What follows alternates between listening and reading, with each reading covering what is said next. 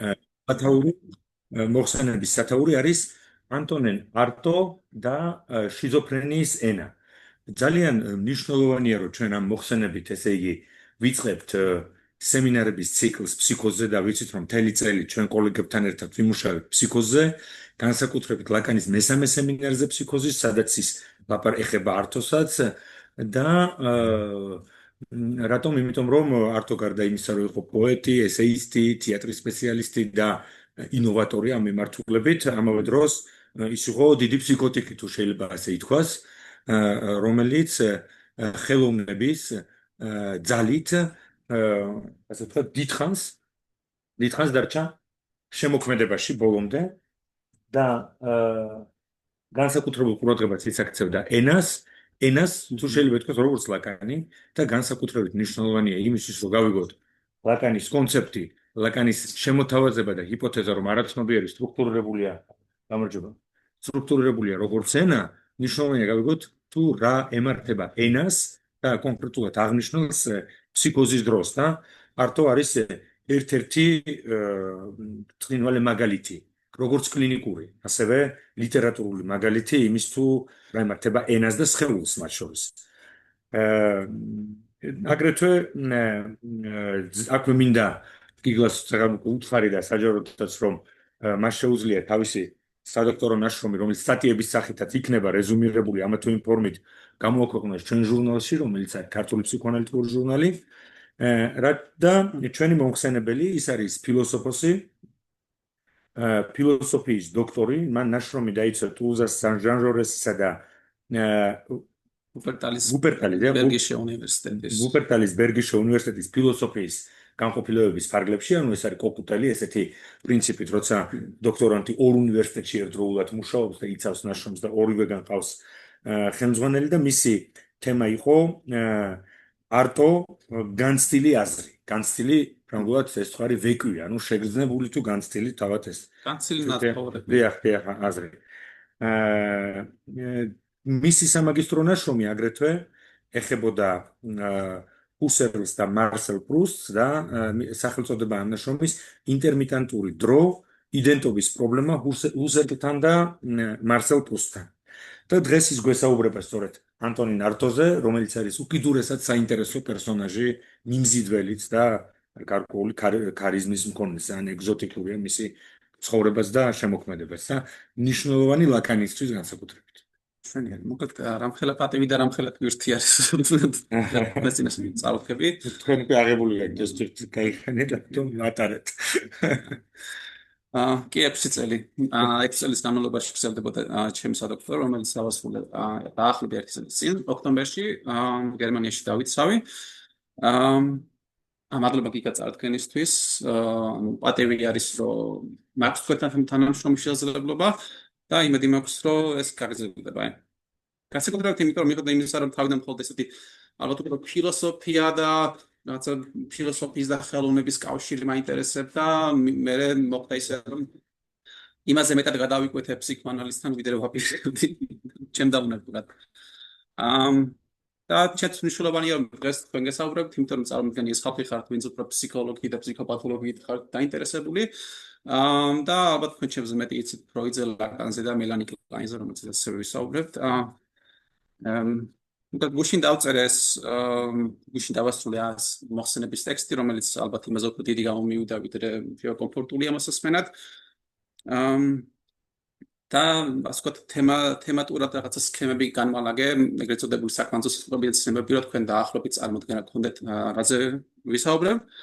ეს იქნება შიზოფრენიის ენა, თუმცა შეგვიძლია ეს გამოთქვა ბრჭყალებში ჩავსვათ, იმიტომ რომ საეჭვოა კი არსებობს თორე შიზოფრენიის ენა. ამასთან დაკავშირებით დაუკვირდებით იმას, რაც ნიშნავს არაარტიკულირებული სიტყვა, ან ისეთ სიტყვა, რომელიც უკვე საწინააღმდეგო სიტყვა იმის არის, თუმცაც ციტობს. ასევე გვექნება ცნობილ ცნებასთან შეხება არტოს და დელეზის გავლით, რაც არის სხეული ორგანოების გარეშე, რაც ადამიანებს ხიბლავს ან ზაფხულს სცემს. რთული წარმოსადგენია ან არასასიამოვნო წარმოსადგენია. შემდეგ გვექნება ასეთი სქემა, რომელიც არის სხეულის სიღრმე, ხმაური, და ნაწილ ობიექტები, ან ნაწილობრივი ობიექტები, რომელიც გვაქვს მელანი კლაინთან, ის რაც არ არის ჯერჯერობით მთლიანი და კონსტიტუირებული ობიექტი. ასევე ვისაუბრებ ენაზე, რომელიც არის როგორც იდეალობის აღნიშნული, წარმოადგენს ზედაპირს. და ვთქვათ, დელეზი ამის აღსანიშნავად, ამ საზრის იდეალობის აღსანიშნავად ასევე იყენებს, ვთქვათ, მებიუსის ლენტის ხერხაც, რომელიც ლაკანთანაც არის. როდესაც ზედაპირი ერთი და იგივეა, მაგრამ არის რაღაცა twist-ი, რაღაცა სადაც რაღაცა თან ხრელებით ჩდება, თან არის რომ სიტყვები და საგნები არ ემთხვევიან ერთმანეთს, რაც განზიდულობა ჩდება და ეს განზიდულობის უმეტი მნიშვნელოვანია. გვექნება საუბარი ეგოს ფსიქიკურ ზედაპირზე, ასე შნას რომ ეგო იყალიბებს ამ ფსიქიკურ ზედაპირს როგორც მთლიანობას. იმიტომ რომ გარდა იმ ავტორების რომელთანაც შევეხებით ასევე მოკლედ აღნიშნავ რომ იყო ასეთი ფსიქოანალიტიკოსი დიდი ანზი, რომელსაც ეწერა მეკანი. ასევე გვექნება უფრო ფილოსოფიური თემებიც, რაც არის ეგოლოგია, ანუ მეცნიერება ეგოს შესახებ, რომელიც ასე ვთქვათ, არსებობს ფილოსოფიაში დეკარტიდან მოყოლებული, იმიტომ დეკარტი თქვა რომ დიახ, სწორედ მე ვარსებობ, იმიტომ რომ რაც კიდევ ერთი მატყუებდეს ბოლო-ბოლო მე ხომ ვარსებობ, მე ხო ვფიქრობ ამას და მოგვიანებით ალბათ ეს უფრო ფენომენოლოგია ცდილობს რომ ეს რაღაც ახალი კარტეზიანიზმი დააფუძნოს. და აქ ფენომენოლოგიის ფარგლებში გვექნება საუბარი თვითვნებულობაზე, რაც არის ოტოაფიქსიონ, თვითონ სხეული ან ნებისმიერი აზრით უცნობა საკუთარ თავით ივნება. ეს ალბათ განსაკუთრებით ცხადია, როდესაც ჩვენ ვსაუბრობთ, იმიტომ რომ ხმა ჟღერს ჩვენს სხეულში და ალბათ უფრო ფუნდამენტური, როდესაც ვეხებით საკუთარ თავს და ამ დროს გვაქვს გაორმაგებული შეგრძნებები, იმიტომ ერთი მხრივ ვეხებით, მეორე მხრივ შეხებული ვართ. ამის ფონზე ასევე გვექნება ზოგადად სინთეზი ლაპარაკი, როგორ ასინთეზირებს ეგო საკუთარ თავს და როგორ რჩება ის, რასაც უწოდებენ, განსაკუთრებით როგოზანსკი, სიტყვას ნარჩენი ღესტონ, ისაც არის მორჩიანი ან რაღაც არის ნატამალი, რომელიც შეიძლება იყოს ასევე ნაწიბო ნაიარევი. ასევე ფილოსოფიის კუთხე გვექნება საუბარი მოვლენაზე, რომელიც შეიძლება იყოს რომ ეგო არის ეს მოვლენა, მე ვარ მოვლენა სინგულარული, როგორც ეგო, როგორც ბედისწერა, ეგო ფატუმ. და ასევე რაც უფრო დელესთანაც ჩდება შეიძლება ვერ მოვაგენი საიდან უნდა მოვიდე გარეთ ვარ და 17-თან ვარ ზუსტად.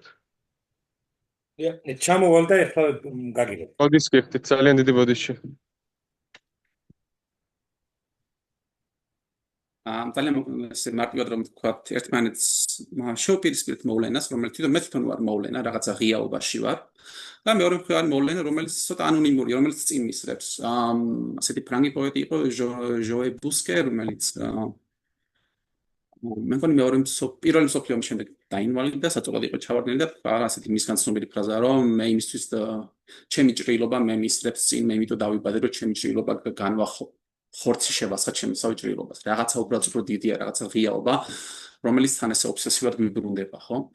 და ეს მნიშვნელოვანია.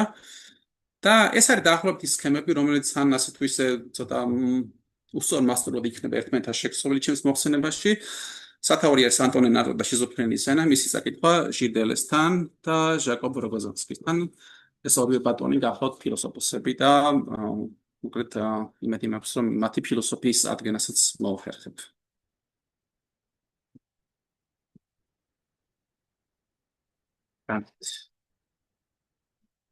ანტონე ნარტო და აქეთ ნარტო დაიბადა 1896 წელს და გარდაიცვალა მეორე მსოფლიო ომის შემდეგ 1948 წელს. 52 წლის ასაკში. არტო არის მნიშვნელოვანი ფიგურა მეოთხე საუკუნის ფილოსოფიისთვის და ხელოვნებისთვისაც, ძირითადად პოეზია და თეატრი. და რა თქმა უნდა, მას ყურადღება არც ფსიქოანალიტიკური სფეროს მხრიდან აკლია და გვაინტერესებს, რომ რატომ არის არტო მნიშვნელოვანი ესეთი მრავალი სფეროსათვის, ხო? და ეს პასუხი ცხადია, იმიტომ რომ არტომ დიდი გზა განვლო, ბევრი რაღაცასთან გადაიკვეთა, მაგრამ ეს პასუხი თავიდანვე ჩანს იმ რაღაც უცნაურ დამოკიდებულებაში შემოქმედების მიმართ, რომელიც თვითონ ჩნდება ახალგაზრდა არტოსთან. ის როდესაც არის 26-27 წლის, წერს ლექსებს, ერთად ლექს სიურრეალისტური პოეზიით შთაგონებული, მთელი თავის უცნაური სახე ხატებებით უგზავნის მაშინ ცნობილი ფრანგულ reviews novel review français ახალ ფრანგულ reviews და ლექსები არ ბეჭდება, იმიტომ რომ რედაქტორი ფიქრობს, რომ ძალიან უცნაურია რაღაცები ვერ არის ეს. თუმცა თვითონ ეს ავტორი საუბრობთ საინტერესო პიროვნება არის და ეპატიშება თავისთან ბიუროში, რომ მას რაღაც გაიცნოს. და ამის მერე იწყება ძალიან საინტერესო მიმოწერა მათ შორის, რომელიც მე ბევრმა ფილოსოფოსმა დააკომენტარა. და ამ მიმოწერაში ჩნდება ასეთი რამე, რომ არტო არ ეძიებს რაღაცა ტრადიციული შემოქმედებას. ყველაზე ესე მარტივად რომ თქვა, მას სურს მისი შემოქმედება იყოს, მისივე სულის ნაწილი, ესეთი თქოს ისე დაჟინებული და ახირებული მოთხოვნა, რომ მე ჩემგან გაცალკევებულად არ ხედავ ჩემს შემოქმედებას, იმიტომ ის როგორც კი ჩემგან გამოცალკევდება, ის უკვე რაღაცა ნაგავად იქცევა. და შესაბამისად რა კი ესეთ დაჭიმულობაში, დაძაბულობაში არტო მის მნიშვნელოვანია, რომ ის თვითონ საკუთარ თავი გამოაჩინოს და შესაბამისად ის წვეტილობა, რომელიც არის მის განცდებში, ასევე იყოს ლექსებში და თუ პოეტის არსებობა ფრაგმენტულია, შესაბამისად მისი ლექსებიც ფრაგმენტულია. ჩემი ლექსები ფრაგმენტებია, რომლებიც სულ არ ყოფნას გამოვდაცე, წერს არტო რივიერს. და რა ხდება მის ამ დროს მის ნაცვლად რომ წარმოსახვაში ან ლექსის შექმნისას ობიექტის აგება და წარმოშობა მოხდეს, რომ აგერ ეს ობიექტი და მე მასთან რაღაცა ესეთ მეტნაკლებად ემოციურ და აღქმით მას ვამყარებ, ამ დროს ობიექტი ინგრევა და იშლება. ლექსების ფრაგმენტაცია უკავშირდება აზრის ეროზიას, ეროზია თვითონ არტო სიტყვებია და აზრის ელემენტების არანორმალურ გაცალკევებას ან გაშორიშორებას ერთმანეთისგან. ასევე ჩანს შფოთვა, რომელიც მჟავასავით წვავს და ფლეთს სულს და არტო წერს რივიერს, საერთოდ წარმოსადგენია თუ არა, რომ აი ესეთმა ტვინმა საერთოდ რაღაც შემოქმედება წარმოშვა, საერთოდ ყველაფერს ხوار გაანადგურებს ესეთი ტვინი, ესეთი ანუ იგურს ასეთი სული, რომელიც ასეთ გამოცდილებებშია გადაშვებული. ხო, ალბათ ესეთი პრობლემა არ თვითონ ალბათ ახალგაზრდა არტოს წარმოქმნია ყველაფერი წარმოსახვითში, რა კი ეს თან წარმოსახვითი ბევრ მდიდარი არის, იმაჟინე რაც ძალიან მდიდარია ყველაფერი სივრცეები და სივრცეების გადაკვეთებით, ეს არის პასუხი იმაზე, რომ მან როგორც იქნა რაღაც თავი დაკარგული გამოხდა სამწარო საფუძს, მაგრამ აქ რაღაცა ისე ის ხდება, რომ რაღაცას ეჯახება. და შეიძლება უფრო გვიან ხდება, რაღაც უფრო სიმბოლური ჭირდება, როგორც არის თავისი სახელი, რომელიც მე უნდა გადააკეთოს, გადმოაკეთოს და რაღაცებში თუნდაც დაამახინოს საკუთარი სახელი. ხო? ახალგაზრდა არტო წერს, ადამიანებს წარმოუდგენიათ, რომ ცნობიერება ის აგრეგატია, რომელიც არ შეიძლება რომ დაიშალოს. თუმცა როგორც ჩანს, თან არტოსთან ჩანს, ცნობიერება სწორედაც რომ იშლება და იმისთვის რომ ამ წარმოუდგენელ ულმობელ და შეგრძნების დამანგრეველ შლაში ხელმოსაჭიდი მონახოს, არტო ხშირად მიმართავს ფიზიკალისტურ, მატერიალისტურ, თუმცა ვიტალისტურ ტერმინოლოგიას, საუბრობს ნერვების აიწონა და იწონაზე და ასე შემდეგ. ის წერს, რომ როდესაც მაშინ ისე რომ ჩემი გონება წესრიგშია, აფიქსირებს ტერმინებს და რაღაც მომენტში ის ყველაფერს აფიქსირებს. აქ პრობლემა არ არის, მაგრამ ამ დროს ჩემი აზრის ნერვულ ტრაექტორიას ნიადაგი ეცლება, იფიტება. და შესაბამისად მას უწევს, რომ აქვს ეს შეგრძნება რაღაც ძალიან უცნაური ეკვილიბრიუმის მდგომარეობაში ჩერდება, სადღაც სასადამიწაში გამოკიდებული, სადაც თქოს ეს თვითონ კრისტალიზდება, მაგრამ ეს არის კრისტალიზებული მე, რომელსაც ვერ ამოძრავებ ესე მარტივად, რომელიც ანარეკლივით არის უკვე. ეს თუმცა ჩემი ინტერპრეტაცია. არტო წერს, ვიცი რომ ადამიანებს ყურები გამოუჭირდა უძლურების შეძახილებით და ჩემი დამარცხებების ჩამონათვლით და ისინი ელიან რომ ან რაიმეს ვიზამ, ან დავდუმდები. მაგრამ პრობლემაც ისაა, რომ ცოცხლობ. და არტო ცდილობს ამ უცნაური სიცოცხლის აღწერას, რომელიც თან ხელოვნების საგანია, მაგრამ თან გადადის აღუწერლობაში. და ეს ასე წარმოუდგენია, რომ რაღაცა წარმოუდგენელი რაღაც აღუწერელი ხელოვნება უნდა შექმნას. ერთგან წერს, რომ მე მსურს შევქმნა წიგნი, რომელიც პირდაპირ მიბმული, პირით მიბმული იქნება რეალობასა და ადამიანებს რამეს დაანახებთ, რაც არასოდეს დავნახიათ. არტოსთან იკვეთება ასეთი დინამიკა, ერთი მხრივ სიცოცხლის ჟინი, რომელიც თან ახლავს შემოქმედობითობას და ახალი რეალობის შობას, ხოლო მეორე მხარეს უცაბედი დასასრული და შემაძრწუნებელი გაუცხოება. არტოს ეუფლება შეგრძნება, რომ გადააბიჯა უკვე იმ ზღვარს, რომელსაც სიცოცხლე ჰქვია. შეიძლება იქ უკვე მკვდარია და ასევე პარადოქსულად ამბობს, რომ იქნება მე სუიციდი ჩავიდინე, ესეთ ძალიან ფილოსოფიური ტექსტი აქვს სუიციდზე, სადაც საერთოდ აღწერს იმას, რომ საერთოდ შესაძლებელი თუ არის სუიციდი, იმიტომ რომ პრობლემა ის კი არა, რომ მე მოგვე პრობლემა ისაა, რომ მე უკვე დასრულებული ვარ, ლოკალიზებული ვარ და დაფიქსირებული ვარ რაღაცა ტერმინებით და ამბობს, რომ თვითონ სხვებმა on m'a suicidé, მე თვით მომკლეს, ან ესე ფრანგულად კიდე არა უშავს ნორმალურად, ჩქოს ფრანგულად ის ქართულად არ გამოდის, ანუ სხვებმა უქნეს სუიციდი. და ასევე ეს თემა აირეკლება მის გვიანდელ ტექსტში, რომელიც არის რომელიც ეძღვნება ვან გოგს, რომელიც ძალიან ლამაზი ტექსტი არის. ფეთქავი და ვან გოგზეც სათაურშია ვან გოგი ანუ საზოგადოების მიერ სუიციდირებული თვითმოკლული. და არტო თან რა თქმა უნდა თავს აიდენტიფიცირებს ვან გოგთან, რომელიც ასევე შეშლილობაში იყო და მან თავი მოიკლა. და არტო თვლის რომ ვან გოგმა მოიცნი ის მომენტი, როდესაც ცნობიერებაში ხდება წყვეტა. ანუ ეს უნდა დაფიქსირდეს, ხო? და მისი ერთ-ერთი ავტოპორტრეტი მოგვიანებით შემიძლია გაჩვენოთ. ეხლა არ მახსოვს სახელი ზუსტად. აღწერს ამ შემოbrunებულ მზერას, საკუთარ თავს მიbrunებულ მზერას, რომელიც აჩვენებს პირველადი სწრაფის გაშიშებას და იმ გამოცარიელებას. რაღაცა უკვე დაცარიელებული ინერციას.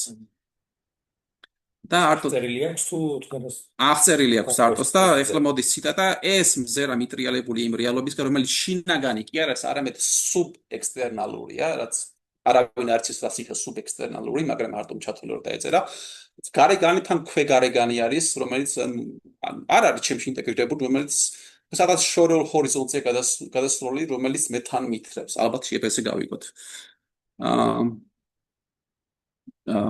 კი ის ტექსტი ვან გოგის თაობაზე საინტერესო ტერმინებითა სავსე. ახალგაზრდა არტოს დასმული აქვს ბუნდოვანი ნევრასთენიის დიაგნოზი, რაც ალბათ შესაძლოა ნერვები აწუხებდა, ისე რომ ვთქვა.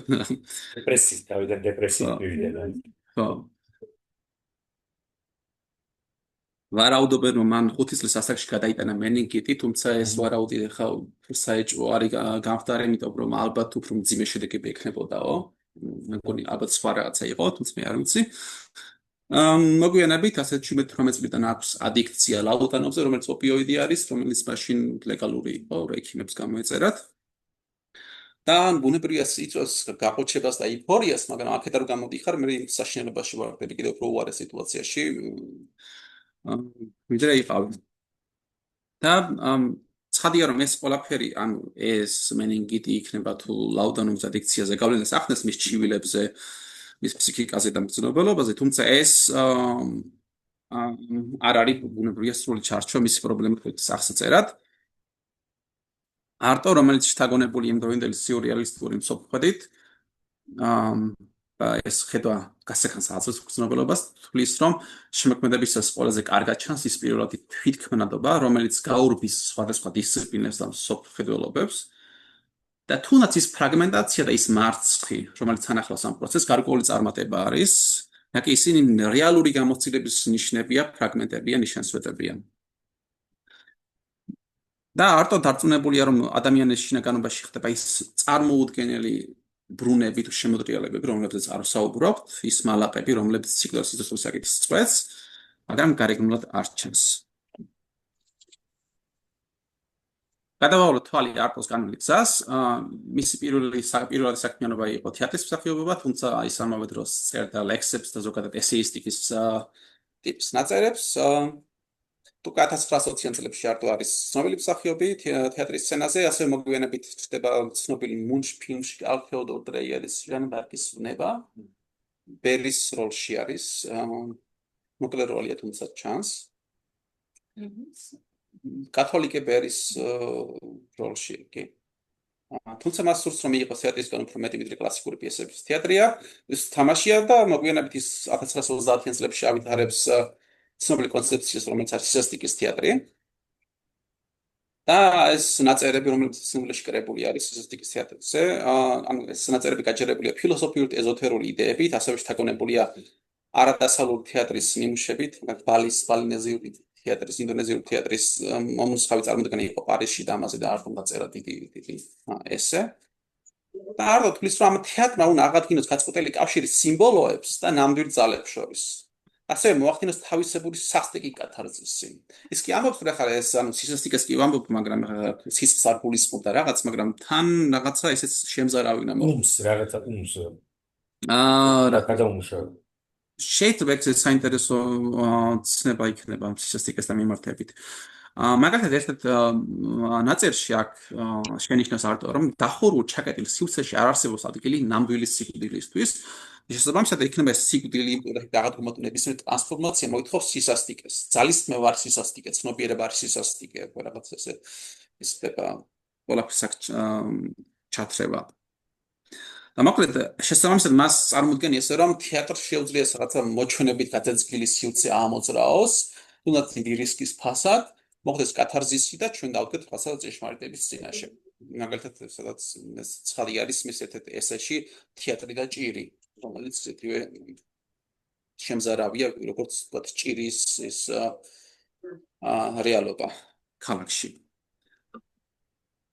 და მოკლედ არტო თვლის რომ ჩვენ შეგვიძლია რაღაცა სხვა ანუ ჩვენს ნამდვილ რეალობას დავუბრუნდეთ, რა კი ეს მოჩვენებები, რომლებიც ამ სივრცეს იკავებენ, რეალურად ჩვენსაც ლაპარაკობენ, თქოს ჩვენ არ ვართ ეს და ამაზე მოგვიანებით Telegram გააკეთა ვრცელი კომენტარი, რაც ნიშნავს, რომ სუბიექტის ადგილი დაკავებულია და თქოს ის რაც ესე იჩემებს, რომ ჩემია და მე ვლაპარაკობ, ეს ატრიბუტების სხვისი არის და მისი არ არის სწორი. 1930-იან წლებში არტოს ისევ აწუხებს ჯანმრთელობის შუალი პრობლემები, ასევე მისი თეატრიც ვერ ისხამს ხორცს, მხოლოდ ერთ წარმოდგენას ასწრებენ და მალევე ფინანსური პრობლემები აქვს, ეძიებს შთაგონების წყაროებს, ფინანსურ წყაროებს. 1936 წელს მიემგზავრება მექსიკაში, სადაც ესე რაღაც ინიციაციის რიტუალებში ღებულობს მონაწილეობას, პეიოტსაც იღებს, რომელიც ნარკოტიკი არ ქვია მას რაღაცა სპაშუმები. ფსიქოაქტიური ნივთიერებაა კი. ხოლო შემდეგ 27 წელს მიემგზავრება ირლანდიაში და მისი იმდროინდელი ნაწერები აჩვენებს, რომ მისი ცნობიერება უფრო და უფრო ახლოს დელირიუმთან, მთელი თავისი აპოკალიფტური ტონალობების თანხლებით. ირლანდიაში ყოფნისას ავიწყდება საკუთარი სახელი, იქამდეც თავის წერილებს აღარ აწერს სახელს, არამედ რაღაცა ამცრაკეს დიეზი არ ქვია მაგას და ვარსკვლავებს რო უკეთებ იმას არ აქვს მნიშვნელობა. ხო, ინციდენტის შემდეგ მას უკეთებენ დეპორტაციას ირლანდიიდან, იმიტომ რომ სადღაც რაღაცა მეგონი მონასტრის ტერიტორიაზეა შეჭრილი. აბრუნებენ საფრანგეთში, სადაც ხდება მისი ინტერნაცია ფსიქიატრიულ დაწესებულებებში, მომდევნო წლებში ის გაატარებს ასეთ სამთო დაწესებულებაში. ალბათ 45-52 რაღაც 44 ბოლო წლებში კი. და მას კურნალობენ ელექტროშოკებითაც. მოკლედ თან ასევე აქვს დიაბეტის პრობლემა, ბევრი ჯანმრთელობის პრობლემა აქვს, გასაკვირად და ცოცხალი გადარჩა, მძიმედ იყო. და გატარებული პირველი წლების განმავლობაში ფსიქიატრიულებში არტო ჩუმადა არც წერს, მოგვიანებით ის ნელა გამოდის ამ მდგომარეობიდან, თუმცა როგორც მოსალოდნელი აქვს სერიოზული დელირიუმი, იდენტობების აღნება, ყვება ფანტაზმაგორიულ ამბებს. ხოდ მოგვიანებით უბრუნდება იმას, რომ მართლაც ანტონენ არტოა. და მისი ამდროინდელი ნაწერები ასევე სავსეა ეგრეთ წოდებული გლოსოლალიებით, იდიომატორიანით, რომელიც ამოიფრქვია დელირიუმ დინარების შუაგულში. ამაზე ვისაუბრებთ. არტო ასევე ქმნის ჩანახატებს და ნახატებს, რომლებიც თქვენ დაათვალიერეთ. ის გარდაიცვალა 1948 წელს, მძიმე და ალბათ სიმსივნე აქვს, თუმცა ამას უმალავე ავტომატიზეს, მან შეგრძნობს. და კი მას სიმსივნე აქვს, აღარ უსულდავენ მორფის დოზას, და მორფის დოზირება იქნება სიკვდილის მიზეზი. არტოს შემოქმედება და განული გზა საყურადღება იყო მრავალ როგორც მისი კოლეგებისთვის, თეატრში ასე ფილოსოფოსებისთვის. არაერთი კომენტარები დაიწერა მასზე და სხვადასხვანაირად ინტეგრირდა არტოსთან აღმოჩენილი ცნებებით კვაზიცნებები ფილოსოფიურ ტექსტებში. მაგალითად ერიდასთან ჩანს, რომ რაც ვთქვი, რომ ეს სუბიექტი, რომელიც იჩემებს, რომ ეს ჩემი არის, ამ დროს ვარდება განზრახულობაში და გაუცხოებაში. თუმცა დერიდას გარდა გვაქვს კიდევ ჟილ დელეზის ინტერპრეტაცია, რომელიც ალბათ უფრო შორს მიდის, უფრო თამამია, უფრო რისკიანია. და თვითონ ჟილ დელეზის ფილოსოფიური პროექტის ნაწილი ხდება არტო, რომელთან ფრაგმენტულად არის ინტეგრირებული დელესთან. მოდით დავსვათ ასეთ შეკითხვა, რა ფილოსოფიური კონტექსტის ნაწილია არტო და ის კომენტარი, რომელიც მის ნაზრებს ეწუნება. სპარსავლეთ თქვენს ნებართვით.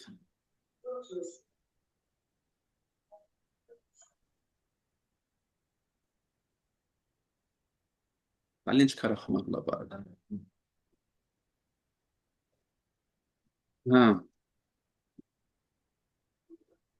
შეგვიძლია დავიწყოთ ცოტა შორიდან. დავთქვათ ის, რომ თანამედროვე დასავლური ფილოსოფიის ფუძემდებლური გამოხატულება გვხვდება დეკარტთან, რომელთანაც სუბიექტი ან მომენტიტირე ეგო თითქოს და თავად მოიპოვებს საკუთარ თავის განსაზღვრებას. დეკარტთან სუბიექტი არის მოაზროვნე ან მოაზრე არსი, რომელსაც ასევე მოაზროვნე საგანს უწოდებენ, მაგრამ საგანი არასწორი არის. ალბათ მაგრამ ეგო ის არსი, რომელსაც შეუძლია თქვას, მაშინ სადამე მოაზროვნე მაშინ სადამე ვარსებობს. უნებრივი ამ განსაზღვრებაზე ბევრი დაწერილია და თქმულა, მაგალითად შეიძლება დავინტერესდეთ, როგორც ამას მიგონ ლაკანის ამბობს, რომ ეს წარმოთქმელი ჟ და ის არსებული ეთიდეგივეა თუ არა, წარმოთქმელი და წარმოთქმული. თუმცა ალბათ ყველაზე მარტივი გზა ამ პრობლემატიკის გამოსაჩენად არის ის, რომ ეს ატრიბუტი, რომელიც მე მიეწეროს ამ ეგოს მე ვარსებობ, ანუ არსებობა პრინციპი ძალიან გაურკვეველი რაღაცა არსებობს, რაღაცა ხო არ არის? ძალიან გაურკვეველი ატრიბუტი არის. თან რატომ? იმიტომ რომ დეკარტთან გვახსოვს მეთოდოლოგიური მიდგომა დაეჭვების გავლით, რომ ეს ეგო აღარ სხეულია, იმიტომ რომ დეკარტთან ეს სხეული მექანიზმია, როგორც საათი, ისე ცხოველური სხეულის არ განსხვავდება მექანიზმი არის. არც პრინციპში ის არ არის რაციონალური ცხოველი, რაც არისტოტელედან მოდის და შუა საუკუნეებში, რომ რაღაცა რაციონალური ცხოველი, რაღაცა ადამიანი, რომელსაც შეუძლია რაღაცა ალბათ ცნობრივი კონსტრუქტების აგება. დეკარტი ერთ ტექსტში ამაზე ამოსვლის არის პათოლოგია, ანუ რაღაც ერთი იგივეს ბატიბუტი, იმიტომ ეს არაფერს არ ნიშნავს, ადამიანს რაღაცა ამ მოაზროვნე ეგოს რაც გარგან სიმბოლოს უსადაგებთ, ეს არაფერს არ წყვეტს. და დეკარტი თავაზობს თავდაპირველად ამ რადიკალურ დაეჭვებას, რომ ყველაფერში შემიძლია დავეჭვდე, აგრე რა ვიცი, იქნება სხეულიც არ მოხდა, იქნება გიჟია. შეიძლება იმ დეკარტს შეიძლება ისეთი შეშლილება, რომელსაც გონიათ შეშლებს, რომ რაღაცა ესა ჭიქა არის და ისო. მეთოდია ის, ანუ მეთოდია ის. აზროვნების კვლევის მეთოდია და ეს არა წმენა რომ ხო. იმიტომ რომ ეს მე მჭირდება, რომ ეს გზა გავიარო. იმიტომ რომ ის აზროვნებისთვის ეს იგი ჩემი არსებობა რა. მე ვარსებობ რამდენად მე ვაზროვნებ, ხო დეკარტის ჭირს აზროვნებს. ხან შეიძლება ესეც და ვთქვათ რომ მე ვეჭვებ მაშინ სადაც ვარსებობ, მაგრამ ანუ ეს მოგვიანებით აღმოაჩენს, რომ მაშინ როდესაც თქოს ყველაფერი რაღაც ჰაერში შეიძლება და ყველაფრის დისოლუცია მოხდება, მე ვიტყვის რომ კი, მაგრამ მე ხო ვარსებობ და თუნდაც რაღაცა მეჩვენება, ეს ჩენაც რაღაცა არ არის, იმიტომ რომ ასე ვიტყვის ღმერთი თუნდაც ეს მატყუებდეს, ალბათ თუ მატყუებს, მაშინ ვარსებობ. ესეთი ფორმულირებაც კი არის დეკარტთან. და ერთ-ერთ პასაჟში დაასრულებ პირველ მედიტაციას, მეორე მედიტაციას იწყება, რომ გუშინდელი მედიტაცია მეჭვების ისე აღიმისო გონება, რომ ასე მგონია მოულოდნელად ჩავარდი ღრმა მორევში და თავზადაცემულს არც ფსკერზე ფეხები დაღწევა შემიძლია და არც სურვით წყლის ზედაპირზე ამოსვლა. ეს დეკარტი ამბობს. ანუ სადღაც ესეც გამოკიდებული არის ეს ეგო. დეკარტის სეული გადაწყვეტა გამოიხატება ეგო კოგიტოს მოტანურობაში, თავისთავად სიცხადეში. რაზეც უკვე ვისაუბრე, სხვაგვარი ფორმულირება რომ მოუწევთ ამ პრინციპს იქნება, კი, მაგრამ მე ხომ ვარსებობ, თავად მე ხო ვარსებობ. და თუნდაც დიდი თვალთმაქცია დიდი სხვა მემატყუებს მე ვარსებობ. საბოლოოდ ამგვარი გადაწყვეტა იმ სახეს იძენს, რომ ღმერთი არ შეიძლება მემატყუებდეს. ის ვერ იქნება ჩემი მოტყუებით დაინტერესებული. ეს პრინციპი სხვადასხვანაირად გამოიხატება დეკარტთან, ანუ ეს უნდა მოხდეს ამის ინტეგრირება, რას ნიშნავს, ხო? ის რომ მე პრინციპი კარგ ურთიერთობაში ვარ ამ დიდ სხვაობასთან. და ამისი რეფორმულირება უნდა მოხდეს და ამისი სხვა ფორმულირება, ანუ რეფორმულირება არის მაგალითად ისიც, რომ სრულყოფილება წინუსწრებს მანკიერებას. ანუ მაგალითად აღქმა, დანახვა და დაჯერება უფრო სრულყოფილია, ვიდრე ეჭვი, როდესაც მე მგონია რომ რაღაც შეიძლება არ იყოს იქ, ხო?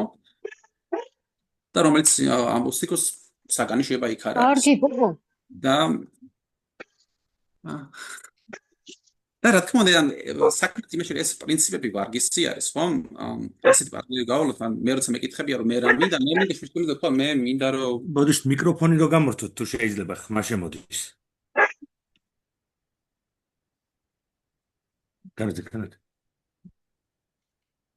განეთ. ხო.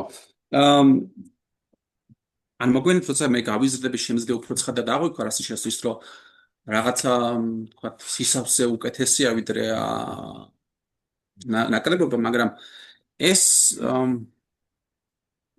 პრინციპი ამ ბევრს არაფერს გვეუბნება იმაზე, ამ ხედულობაში არ იღებს შეკითხვას იმის თაობას, თუ რას ნიშნავს, როდესაც ეგო წარმოიშობა საკუთარ თავი ეწევა განცდაში.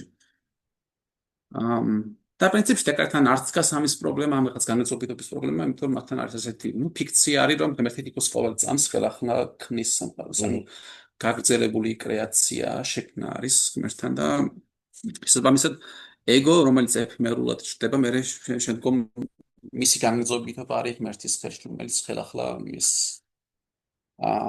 მას ადგილს უჩენს არსებობაში. აქვე ძალიან მოკლედ რომ ვახსენო, კანტის თქმით, რომელიც სხვადასხვა ამ კარტეზიან მარტივ გადაწყვეტილებას აკრიტიკებს, გამამთლიანებელი აპერცეფცია, რომელიც არის მე ვფიქრობ, თან უნდა ახლავდეს ყველა აღქმას, რეპრეზენტაციას. თუმცა ამ დროს მე ვფიქრობ, იქცევა უფრო ფორმალურ პრინციპად და ჩვენ არ ვიცით, რა ხდება აქტში, ანუ დროითობაში და მართლა სინთეზირებს თუ არა ეგო საკუთარ თავს და აღქმებს. და რა კი ეს ვთქვათ, უფრო მე-20 საუკუნის ფრანგულ ფილოსოფიაში ჩნდება ეს პრობლემა და ჰაიდეგერთანაც. შესაბამისად ჩნდება იმის შესაძლებლობა, რომ რაღაც ახალი გადათამაშებები მოხდეს, თვითონ თქვა ვიკითხოთ შეუძლია თუ არა ეგოს, რომ როგორ ვთქვათ, იტვირთოს აზროვნების აქტი.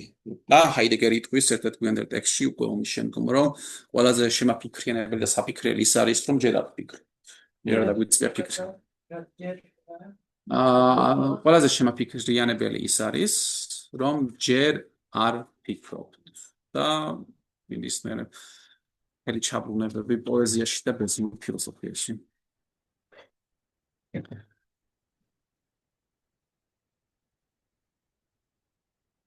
და მეორე მსოფლიო ომის შემდეგ ფილოსოფია ხდება უფრო ეკლექტური, უფრო ფრანგული ფილოსოფია თუნდელეზით შენიშნავს ამას თავის წიგნში ნიჩეზე, რომ ფილოსოფიის სახეხატი გახდა უფრო ეკლექტური და ეს საჭირო არის, იმიტომ რომ რაღაცა საერთო პრობლემატიკა უნდა მოიძიონ სხვადასხვა დისციპლინებში, სხვადასხვა სფეროებში და ამის ნათელი მაგალითი დელეზი, განსაკუთრებით მისი წიგნი, რომელიც ლოგიკის საზრისი 1969 წლის, სადაც ჩნდება ფოკუსი გასწორებულია იმ პარადოქსებზე, რომელიც ხდება თან ფილოსოფიაში, თან ხელოვნებაში, ლიტერატურაში, კრუის სფეროთან და ასევე ფსიქოანალიტიკურ პრაქტიკაში თუ თეორიაში.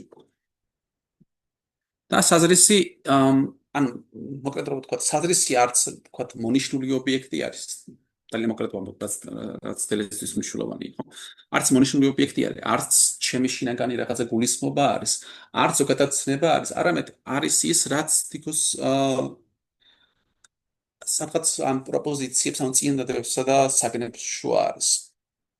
ამისთვის დელეზს ეხმარება სტოიკოსების ლოგიკა და ფილოსოფია, სადაც ჭეშმარიტები არიან მხოლოდ საგნები, სხეულები, მაგრამ მათ შორის კავშირი აღარ არის სხეულებრივი და არის არაკორპულარული, ანუ არასხეულებრივი კავშირი არის. და ეს ამ ლოგიკას იყენებს იმისთვის, რომ თქვას, რომ არის რაღაცა კვაზი შედეგობრიობა საგნებს შორის, მაგრამ ეს საზრისი მხოლოდ გადაყირავდეს. მაგალითად, ელისი იზრდება ლუის კეროლთან, მაგრამ რა კი გვაქვს მოძრაობა, ანუ საზრისი, ასე სენს, რომელიც არის საზრისი ნიშნავს მიმართულებას, რაღაც მიმართულებით მივდივარ. ეს ნიშნავს იმას, რომ მე როცა მივდივარ და ეს უნდა რაღაცა არის სახეხატი, მე იქ ჯერ არ ვარ, მაშინ ვარ ამავდროულად უფრო პატარა, ვიდრე ვიქნები. თან მისდები, თან პატარა ვარ, რაც სხვადასხვა ეს აღქმისთვისაც საინტერესოა, ხო, ჩვენ როდესაც რაღაცას ვუყურებთ, ხშირად ვერ ვხვდებით რაღაცა მიდის თუ მოდის თუ მატარებლის შუზი ვართ განსაკუთრებით. თუმცა ეს კოგნიტური მეცნიერების სფერო არის. და აქ საქმე იმაშია, რომ როდესაც ჩვენ რაღაც მიმართულებაში ვართ, ვარცინებლის ქმნადობაში, რომელიც იწვევს პარადოქსულ შეგრძნებებს. თან შეიძლება გააჩინოს რაღაცა ხვრელი, იმიტომ რომ რაღაცა განზიდვა საჭიროა, რომ თქვა რომ მე რაღაცა დაავიწყე, მას სადღაც მივდივარ, მაგრამ ეხლა სად ვარ? ამ სერიების განმავლობაში დელეზი იკვლევს ზედაპირის ეფექტებს, რომლებიც ანუ არასხეულებრივი მოვლენებია, effet incorporel და რომლებიც ადვილად იწვევენ დესტაბილიზაციას უწონასწორობას სუბიექტში, ცნობიერებაში, რა კი აღარ ვართ დარწმუნებული, რა არის მიზეზი და რა შედეგი. მაგალითად, ყველაზე ცნობილი ხელშესახებ მაგალითად რომ ვთქვა ნიჩესთან რომ როდესაც უბსკულს იყურება შენში რაღაც მომენტში შენ აღარ იცი რომ დაიწყო ყურება ან როდესაც ძალიან აფექტურ მდგომარეობაში ხარ ხო რაც ჩვენ ორს გვაინტერესებს და უნდა გვაინტერესოს ვინ დაიწყოს სინამდვილეში იმიტომ რომ ადამიანებს გონიათ რომ ეს არაა მნიშვნელოვანი მიუხედავად იმ მნიშვნელობის რომელსაც მოვლენისეულ ზედაპირი იძენს და მთელი ეს სერები იმაზე არის რომ ზედაპირი იქნება და ეს მოვლენა სინამდვილეში ზედაპირზე არის თან ისე ჩაკეტილი რომ აქეთაც მიდის და იქითაც დამგრთელ პარადოქსებს იწვევს ასევე ამ ნაშრომში არის მე-13 სერია რაც ეხება არტოს და სათაურია შიზოფრენიით დაავადებული და პატარა გოგონა და ტელეს შემოქვს სიახლე და ამბობს აქ საქმე გვაქვს არა კეროლისეულ ნონსენსთან და ბევრი ტიპის ნონსენსია ლუის კეროლთან არის ესეთი მარტივი სალაღობო სიტყვები სადაც ვთქვა რომ ავიღე ნიანგი და ზვიგენი და ზვიანგი ვთქვი და ესეთი რაღაცების არის კიდევ უფრო საინტერესო ეგრეთ წოდებული ეზოთერული სიტყვები როდესაც პერსონაჟი ამბობს რომ მე ამას როგორც მინდა ისე ვიგულისხმებ მე ამას ეს სახელი დავაკვირდი და არის კიდევ უფრო ცოტა უფრო ჟუტკის სცენები სადაც მთელი სიგიჟე არის ვფიქრობ რაღაც სერიალ სიგიჟეში შევაბიჯეთ ხო კეროლთან მაგრამ ამ ნონსენსის მიუხედავად რომელიც არის ზედაპირის ეფექტები ხო ზედაპირის ეფექტია თქვა ისიც რომ ჯოხი არის წყალში გადატეხილი მაგრამ მე ვადგენ რომ არ არის გადატეხილი ზედაპირია და მორჩა მაგრამ ამ ნონსენსის ანუ ამ უაზრობის მიღმა არის კიდე სიღრმის არაზრი ასე რომ თქვა და ნონსენსი არ არის თლაზოს სიტყვა და ეს სიღრმის არაზრი სხვა პრობლემატიკათა შემზარავებას აჩენს არაფერია ისეთი მყიფე, როგორც ზედაპირი. ასე იწყებს დელეზის სერიას. მართლაც ის უთხელესი თუ სხეულ ზედაპირი, რომელიც სიტყვებს და საგნებს, საზრისებს და ვითარებებს ერთმანეთისგან აშორიშორებს, რომ ერთმანეთს არ დაემტკან, ხო? შეიძლება მარტივად ჩამოიშალოს და ჩვენ ისევ სხეულის სიღრმეში მის მატერიალურობაში ჩავარდეთ. დელეზი გვახსენებს, რომ ფროიდი შიზოფრენის სხეულს საცერს უწოდებდა. რაკეთ წარმოთქმული სიტყვებით თქოს ასო აღწევენ მასში ლახავენ ამ უსხეულო ფიზიკურ ბარიერს და იწვევენ წარმოქმნილ ტანჯვას რომელიც იტანჯება იმით რომ თქოს მისი სხეული აღარ არის დაცული არნაირად და ჩვენ გვიჩნდება კითხვა მაშინ როგორ პასუხობს შიზოფრენიით დაავადებული ამ ტანჯვას რა არის მისი გადაწყვეტა და ამ სერიაში დელეზი განიხილავს ორ ძალიან საინტერესო кейსს პირველი არის ლუის ვოლფსონი, დაავადებული 1931 წელს და დღესაც ცოცხალი არის.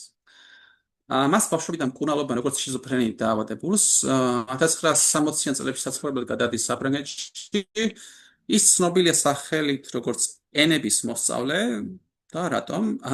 ბავშვობაში ვოლფსონს აქვს რთული ურთიერთობა დედამისთან. ვერ იტანს ვერიანელს მის მოწვევის საჭმელს.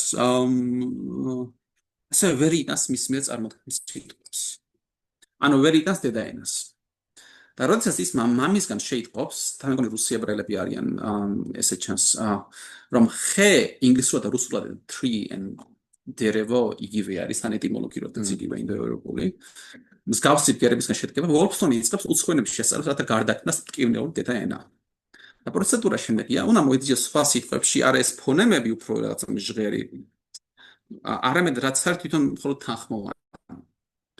და მაგალითად ფრაზა რომელიცაა don't trip over the wire, მახსოვს ფეხი არ წარმოგრა, ხდება თუ nicht trebüsche über etherzwirn. რაც არის ფრანგული, გერმანული, რაღაც ებრაული და კიდე გერმანული ხო რა? არის რაღაცებს იმას თელი იმას აკეთებს, რომ გადათარგმნოს ის ენა, რომელიც მას ესმის დედამისისგან, რომელიც ძალიან არ მოსწონს. გადაშორს ბოლომდე არ მახსოვს, მაგრამ ცნობილი იმით, რომ პირველი ადამიანი იყო, რომელიც ეგრეთ წოდებული ვოქმენით დადიოდა, მეგონი რადიო შოუ ერთა რაღაცა კურსს ასმენებს და კაცი ვოქმენით, რომელმაც როგორც მისი ვიკიპედია იუწყება 2003 წელს მოიგო $1,000,000 ლოტარიაში და მე ფინანსური კრიზისის დროს დაკარგა. დღეს ხობს კოსტა-რიკაში, პუერტო-რიკოში. და ვოლფსონის кейსის მიღმა გვაქვს არტო და აქ კიდე უფრო სხვა რაღაცა ხდება, ამას გვეუბნება დელეზი, კიდე უფრო სხვა რაღაცა ხდება. მაშინ როცა ვოლფსონის პროცედურა ამ დედაენის გადათარგმნას ზედაპირის სერიულობაში რჩება, არტოსთან გვხვდება უფრო ფუნდამენტური გარდაქმნა. დელეზი წერს, ის ცხადყოფა, revelation, ან გამოცხადება, რომელიც არტოს გენიას შთაბერავს სულს. ცნობილია მისთვისაც კი, ვინც სულ ოდნავ არის შიზოფრენიით დაავადებული. ანუ რაც საინტერესო ფრაზა არის, ხო? ანუ აუცილებელი კი არა შიზოფრენიის დიაგნოზი ქონდეს, შეიძლება ოდნავ იყო. ან რაღაც მომენტები ქონდეს. და რა არის ეს გამოცხადება, ეს ცხადყოფა, რომ აღარ არსებობს ზედაპირი. შიზოფრენიის პირველი სიცხადე ისაა, რომ ზედაპირი გარღვეულია, აღარ არსებობს საზღვარი საკენსო და დებულებებს შორის. სწორედ იმიტომ, რომ აღარ არსებობს თვითონ თავად სხეულების ზედაპირი აღარ არის. და შიზოფრენიული სხეულის პირველი ასპექტი არის ერთგვარი სხეულის აცერი, კანი დასრულებულია უსასრულო რაოდენობის პატარა ხვრელებით. შედეგად მთელი სხეულის სხვა აღარაფერია თუ არა სიღრმე. იგი იტაცებს და შთანთქავს ყველა საგანს ამ დაფჩენილ სიღრმეში, რომელიც თან ახდენს ამ ფუნდამენტურ ინვოლუციას, ამ ჩაბრუნება ხდება ყველაფრის. ყველაფერი არის სხეულებრივი, ყველაფერი არის სხეულთა კავშირი, შერევა, ჩაკეცვა, ჩასმა და მთელი ეს დრამა. და ტელესი წერს ეს სხეულებრივი ჰალუცინაციის ინტერპრეტაცია თუ ვიზუალური ჰალუცინაციის? არა, ეს არის ინტერპრეტაცია იმის, რომ რა ემართება შიზოფრენს, რომელიც იტანჯება იმით, რომ მას დედამისის ენას ვეღარ იტანს, იმიტომ რომ მისთვის სიტყვა არის ფიზიკური. თან სიტყვა რა თქმა უნდა არის ფიზიკური, მაგრამ ჩვენ ამ ხმაურისგან, რომელიც გვესმის, ჩვენ მოგვიანებით ვიწყებთ იმას, რომ სიტყვა გავიგონოთ და ხო, მაგალითად რა ხდება, რომ თქვენ მე რაღაცა მითხარით, მე ვერ გავიგე და უბრალოდ შეეკითხეთ, რომ რა მითხარით, მე თქვენ მე მივხვდი, რომ ეს მითხარით, ხო, და გვიანებით მოვიდა ის ხმაურის მშრომლობაში. მაგრამ ეს აბსტრაქცია. ენის შექმნა კი რა თქმა უნდა და ანუ ამაზე მივართ. მოკლედ დელეზი წერს სხეულის აცერი, სხეული ნაჭერი ან დანაწევრებული სხეული და დისოცირებული სხეული, ეს არის პირველი სამი გაზომილება შიზოფრენიული სხეულის. და რა კი შიზოფრენი დაავადებული ამ შემზარავი სიცხადის წინაშე დგას, რომელსაც სიცხადე ისეთია, რომ ამას ვეღარ ამოწმებს სიტყვა, რა კი სიტყვას აკარგული აქვს აღნიშნვის უნარი და ინდიფერენტული. და სიტყვა არის ინდიფერენტული, რაც გაშლილობაში თქოს სიტყვა. მას აღარ შეუძლია აღადგინოს საზრისი, თუნდაც რაღაცა აბსურდისა ზედაპირის თამაშების გზით, რაც მაგალითად ლუის კეროლთან ჩნდება. შეიძლება ითქვას, რომ შიზოფრენს აღარ აქვს ენა, მისი ენა სხეულის სიღრმეში ჩავარდა, აღარ მიუწვდება ხელი არტიკულაციაზე, რომელიც ემთხვევა ზედაპირის ორგანიზებას და ასე მნიშვნელოვანია, ანუ არტიკულაცია არის სხეულებრივი, ხო? ანუ ჩემი კიდურები არის არტიკულირებული, მე რაღაცა რეზინის ის კი არ მაქვს რაღაც განმწობითი კონტინუუმი მაქვს. მკლავი, იდაყვი, რაღაც ეს მოხრა შემიძლია და მაგალითად და სიტყვებსაც აქვს ეს არტიკულაცია, როდესაც გამოხატავენ ხმაურს, მაგალითად არის თქო ზიგზაგი, ან არ ვიცი, რაღაცა სახრახნისი, თუ ხმაურიც რაღაცა ონომატოპიური, რომლებიც რაღაცებს შეუძლიათ რაღაცა მოიხელთონ და უკან დაგიბრუნონ, ხო? რატომ არის ის ტეხილი, რა ქვია, ხაზი, ზიგზაგი და არა ზიგზიგი? იქნება ერთგან ა უნდა იყოს მეორგანი ესეთი ნაივური შეკითხვა დავსვათ. აღარ მიუწვდება ხელი არტიკულაციას, რომელიც ეთქვა ზედაპირის ორგანიზებას, ანუ არტიკულაცია ხდება, როცა ზედაპირი გაქვს. და ვნახეთ, რომ ვოლფსონი ერთ მხრივ ახდენს სიტყვების დაშლას, დეზარტიკულაციას, იღებს მათგან ბლოკს, რაღაცა წმინდა ხმიერებას, რომელიც გრძლიობს როგორც გულისხმო ნიშანი, რომელსაც საუბრობდა ჰოლდერლინი. გერმანელი პოეტი, რომელიც ასევე იყო შეშლობით დაავადებული.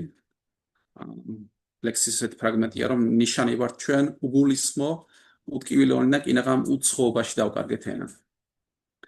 და თუმცა ანუ ვოლფსონი მეორე მხრივ ახდენს ამ რაღაცა აქედან გამოთხრეული თანხმოვნების ხელახლა არტიკულაციას სხვა ენების ინგლისური გერმანული ენების მეშვეობით. დელეზის მთელი მცდელობა ისაა თქვას, რომ არტოსთან ხდება კიდე რაღაცა სხვა კიდე რაღაცა გაუგონარი. და ჩვენ გვაქვს გვიანდელი არტოს მიერ შესრულებული ფრაგმენტული თარგმანი ლუის კეროლის ლექსისა ჯებრალოკი, რომელიც ქართულად თარგმნილია როგორც აბდაბუა. თვითონ ან პრინციპში უთარგმნელი ლექსია, იმიტომ რომ ესეთი პორტმანტო სიტყვებითა შეკრებილი და როგორც ვთქვათ, ზვიანგი თქვა და თვითონ კი არა სხვითონ. და კიდე გაიგე სხვითონ, ხო? ესეთია, სხვითონ. ხოდა უბრალოდ ერთ ფრაგმენტს გეტყვით ქართული თარგმანი და რომელიც არის წუადღის ჯამს ამყარდ მაჩვლი კორებს უჩიკორიათ ხრელი მზელოდან და ქოჩიორს ნაჩიკ კორებს უშინო მწვახი უშნოდ ხველოდა წარმოიდგინე არ მოხდა რაღაცებს ხდება სადაც ბუნებაში ხდება მოვლენა და ვიღაცა ჩიტუნიები შეიძლება და ინგლისურიც ესეთი არის it was brilliant and the slightly told the giant gimbal in the way but memes were the gross and on the mom rats out great nonsense უბრალოდ ნაც სახალისო არის რაღაც სალაღობო ტიპის ის არის ბოლოს ამოკეთა ლექსის არო ეს აბდაბობიაც ჯებერვოკი რომ მე მოკლან დღეში ეს შეეძნება და თავს მოაჭრის და ეს უნები რა მაგარია რომ ეს აბდაბოა მოკალი და არ გვაქვს არტოს თარგმანი რომელიც პირველი ორი ხაზი მიყვება მეტნაკლებად ამ რაღაცა ნონსენს და მე მესამე ხაზიდან როგორც თელეზე თulis იწყება რაღაცა სხვა მე ხა წავიკითხო მაგრამ ჩემგან არ ელოდოთ alors il facile de parents et le flic d'avant aller en giboyan et en brimpool hydro là ça se trouve c'est რაღაცებს გავს და მე მესამე ხაზიდან არის jusqu'à la rouge et la rouge arang et l'arang et l'arang ამ იმას შეჭაკეტილი მთელ თანხმოვნებს სადაც შენ სული ამოხდება სანამ ამოთქვა იმიტომ რომ და არტო წერს მე თავის წერილში მე ვერ ვიტან ამ ლუის კეროლს ასეთ მომწყინდა ამის თარგმნა და ეს არის ზედაპირის ადამიანი იმას არ უნდა რომ ტანჯვის სიღრმე გადმოსცეს და მთელი ეს სიღრმის ქაქი და ხიხია მას არ უნდა რომ აფშევიდეს და ეს ესეთი პოემები არ მიყვარს მე მირჩენია ბოდლერის რა ქვია შავანია რომელიც არის ახიანის ცა ფრინველის გვამი არის კარკასია რომელიც ბოდლერი ის პოლოში რო ეს ჩემო მშვენიერება მეშინი ფორმა მაინც ხო დავინახე და შემჭარჩ მოკლედ ამბობს არტო რა ეს ლუის კეროლის ზედაპირული ეს პერვერტია ზედაპირის პერვერტია და დელეზი ცდილობს ახდაგვერდოს რომ მე ეს არის შიზოფრენის რანა და ახლა უნდა ნახოთ მაგრამ პირველი ორი ხაზი მეტნაკლებად მიყვება კეროლის ნონსენს მაშინ როდის მესამე ხაზში უკვე სხვანაირ ხმიერებას ან სონორულობას ვაწყდებით დელეზი წერს ხდება სიტყვის მოქმედებაში მოყვანა მასში ჩასუნთქვა ან სუფლაცია თმისი დასვლება ან აალება ძალიან მისტიურია სიტყვას რო ასვლება ან აალებ ხო რათა სიტყვა იქცეს დაუნაწევრებელი სხეულის მოქმედებად აქტივობად და არა დანაწევრებული ორგანიზმის ვნებად სიტყვა უნდა გადაიქცეს თანხმოვანთა შეკრულ მასად თანხმოვანთა დაუნაწევრებელ ერთობად რბილი ნიშნებით შეკრულად ეს არის ენა არტიკულაციის გარეშე რომლის შემოკავშირებელიც ასველი პრინციპი აორგანული ბლოკი თუ ზღვის მაგვარი მასა და მოკლედ მთელი ეს ინტერპრეტაცია არის დელეზისა მარტოს თარგმანის მესამე ხაზზე უდესაც ვთქვით რომ რაღაცა სხვა მოხდა მესამე სტროფში შიზოფრენი დაავადებულთან სიტყვა ვნება არის სიტყვა ანუ მოპასიონ იქცევა სიტყვა მოქმედება მოაქციონ დელეზი ამ ენის დასახასიათებლად იყენებს სიტყვებს აორგანული მასა სველი ფლუიდური დაუნაწევრებელი და სწორედ ასე წარმოიშობა ალბათ თუ კარგად ცნობილი სხეული ორგანოების გარეშე სანამ თავად ამ სხეულს შევეხებით საჭიროა დავსვათ სიტყვა საიდან ჩნდება დელესთან ეს პარალელი დაუნაწერულობასა და ფლუიდურობას და თხევადობას შორის ხო თქვენ გასაგებია რომ წყალს ვერ დაყოფ მარტივად მაგრამ მაინც რა ხდება და რატომ არის ეს პრინციპი პოზიტიური და როგორ ახერხებს ის უპასუხოს დანაწევრებისგან გადაშლისგან გამოწვეულ ტკივილს შიზოფრენიით დაავადებულთან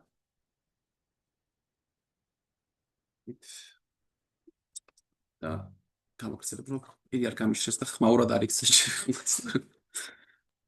უკაცრავად სხეულის საქმეს მოვცირებად ეხა მეც მინდა რომ გადავლახო ეს ტკივილი რომელიც ხო და მომენტი რა ვიპოვო ეს სხეულის საქმე სულ ტკივილია ესე განიცდის ზოგჯერ ხო ძალიან დიფერენტი ანუ არტო განიცდის სხეულს როცა განიცდის სხეულს სულ ტკივილში აი ესე ხედავს კი ანუ უმეტესად ანუ ძალიან ესეთი მისი სკოლებრივი გამოცდილება არის უაღრესად ტკივილით ახსავსე ან სხვადასხვა მიზეზების გამო თან იმიტომ რომ აქვს ჩამოშლა ну როგორც ასე ვთქვათ ინტერპრეტირებს დელეზი თუ სხვა ავტორები ან როდესაც ზღვარი აღარ არის შენს წარმოთქმულ სიტყვასა და რა ვიცი სხეულ შორის რთულია ძალიან მარტივი მაგალითად პატივა ვიღაცის წარმოთქმული სიტყვა ძალიან გეწყინოთ თქოს შენში შემოაღწია და მე მთელი დღე იმაზე ფიქრობ, გახსენდება და სხეული იკრუნჩხება, ხო? ან ძალიან ყველას შეიძლება ვიღაცამ გვაგინოს, მაგრამ არა უშავს, რა ვიცი. ანუ რაღაც მოისმინო და სასიამოვნო განცდა გქონდეს. აუცილებლად კივილთან რო არის კი. ეს. თუ პოზიტიურ გამოცდილებებზე წავართ, ეგეც შეიძლება ვახსენო, სასიამოვნო განცდა გქონდეს. თუმცა დღეს მაგაზე არ ვსაუბრობ.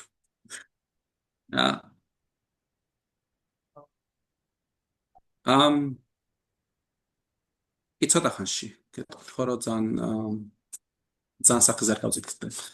აშკარაა, რომ ხმა შეიძლება დაუახლოვდეს ხმაურს და თავად სხეული შედგება ღრმულებისგან, ერთგვარი გამოღრუქნული კავერნებისგან, პირი, საყლაპავი მილი, ანუსი და თვითონ სხეული თავად არის ერთგვარი ღრმული, რომელიც ამ ღრმულს ავსებს ხმა. თქვენ რო საუბრობთ ეს არა მხოლოდ რაღაცა ფილტვებს ისეთ სულკით, არამედ თქვენი მთელი ხმა ეს ჟღერს, თქვენ სხეულში ავსებს მას. და საინტერესო რომ ქართულ ენაში ერთმანეთს გავს თვითონ ონომატოპია და ღრმული და ღმუილი. ეს სიღრმიდან ამასწორებს. იმიტომ ფსიქოზის დროს და აუტიზმის დროს პირი და სხეულის ხვრელები არ არის ეროტიზირებული და შესაბამისად სიტყვის ნაცვლად აქედან ამოდის ხმუილი. მაგალითად აუტისტი ბავშვი როცა ყვირის, ეს არ არის ყვირილი, სადაც არსებობს დიდი სხვა, ან სხვა ზოგადად, რომელსაც ბავშვი მიმართავს, არამედ ეს არის პირი, რომელიც მთლიანად დაკარგული აქვს სხვასთან, როგორც ფუნდამენტურ სხვასთან ურთიერთობის ფუნქცია, არამედ ეს არის ხვრელი. შეიძლება ღრმული, მე მგონი ფრანგულად იქნება ლეტრუ, ხვრელი. კიდე რაღაცა სხვა იყო და მოვისვა. რომელიც სიმბოლიზირებული, იმიტომ რომ ფსიქოზის დროს, მძიმე შიზოფრენიის დროს და ხშირად აუტიზმის დროს პირი, მაგალითად აუტიზმის ბავშვებს არ შეუძლიათ ფსიქოტ ბავშვებს კოცნა, არ შეუძლიათ ხშირად ჩამოსეს ნერწყვის დენა. რატომ? იმიტომ რომ პირი არ არის ინვესტირებული ლიბიდინალურად და შესაბამისად პირს არ გააჩნია ობიექტი. კერძი. როცა პირს არ გააჩნია ობიექტი, ასეთ შემთხვევაში ის არის მხვრელი, რომელიც ხო, კარგი ლაბორატორია. რომელშიც სიტყვა მე ვიტყოდი, საერთოდ აღნიშნული არ იბადება ზოგიერთ შემთხვევაში. შეიძლება ფსიქოზის დროს დაიბადოს აღნიშნული, რომელიც აღსანიშნისგან მოწყვეტილია და epqroba ფსიქოტიკი, ამას ფროიდიც ამბობს, ხო? ნაშრომში არაცნობიერი, რომ ფსიქოტიკი epqroba სიტყვებს არა როგორც სიმბოლოებს, არამედ როგორც შოზე, საგნებს. და რომ როგორც არაცნობიერი შემოგვიყვება, ციზმარმა შეიძლება აიღოს სიტყვა კარადა და საერთოდ აბსოლუტურად განსხვავებული რამის სიმბოლიზაციისთვის გამოიყენოს. მაშინ როცა ცნობიერებაში სიტყვა კარადა და ის რასაც ის აღნიშნავს, განუშორებლად არის ერთმანეთთან დაკავშირებული. არაცნობიერში არის ეს დელიეზონი, იგი ჩამოშლეს სიტყვასა და აღნიშნულსა და აღნიშნულს შორის და მე მგონი ართოს ენას და ეს გლოსოლალიების სწორედ არის ცდელობა ილაპარაკო ფსიქოტურ ენაზე, სხვა ენაზე, რომელიც არის უნივერსალური ენა, ლაკანი ლანგაჟს უწოდებს. ოდიში რომ შეგეცხვეთ. იცით რატო ვიკითხეთ კივილზე? აი სითბურის სკანერები რო შიზოფრენიის, ხო იცით როგორ აღიქვავენ რა ამ მდგომარეობაში სხეულს? ვერ აღიქვავენ, თითქოს ვერც გრძნობენ, ხო და თქვენც ამბობთ ორგანოებს ვერ გრძნობენ და ანუ ახლა კივილზე არ აქცენტი რო კონდეს ამ მდგომარეობაში ადამიანს, თითქოს პირიქით დაცვითი მექანიზმია რომ ვერ იგრძნოს სხეული. მე მგონი რო გრძნობს თავს, ანუ აი რო გრძნობს, ანუ საინტერესო ფაქტია. მაშინ კიბოს პირიქით ესე გავიგე, რავი, არტო, რასაც ხსნით. როცა კრეატიულია, რა ვიცი, აი კავშირია რომ შეიძლება ამ დროს თუ ფიზიკურად ვერ გრძნობს სხეულს, ან რაღაცა დეზინვესტირებული იყოს, რაღაც გამოცლილი იყოს სხეული რაღაცა შეგრძნებისგან ამაზე ბევრს ვერაფერს გეტყვით. რაც შეეხება იმას, რაც თქვენ მითხარით, რომ ლიბიდინალურად არის ინვესტირებული პირი, ნორმალურად, ხო და ამ ხდება დაახლოებით გავს რაღაცას ვფიქრობდი ამას, იმიტომ რომ სადაც ხარ გერმანიაში ზემოთ ოჯახს ბავშვი გაუჩნდა და თან გაიზარდა 2 წლისა და ეს ბავშვი რაღაცა ძალიან უხარია, თუმცა უფროსები იძახიან, ხალო, ეს ძალიან დიდი სიამოვნებით იძახის ხალო, ან როგორც იყანო ჟუისნოსა და უსწორდება. და უსწორდება, რომ ისიც იმეორებს უბრალოდ იმას და ანუ მეც რომ ხედავს, მეც მეუბნება, რომ რაღაცა უნდა ჩემგან, რომ რაღაც სიტყვა გაიგონოს, მე უთხრა და იმანაც მე მითხრას და ხო.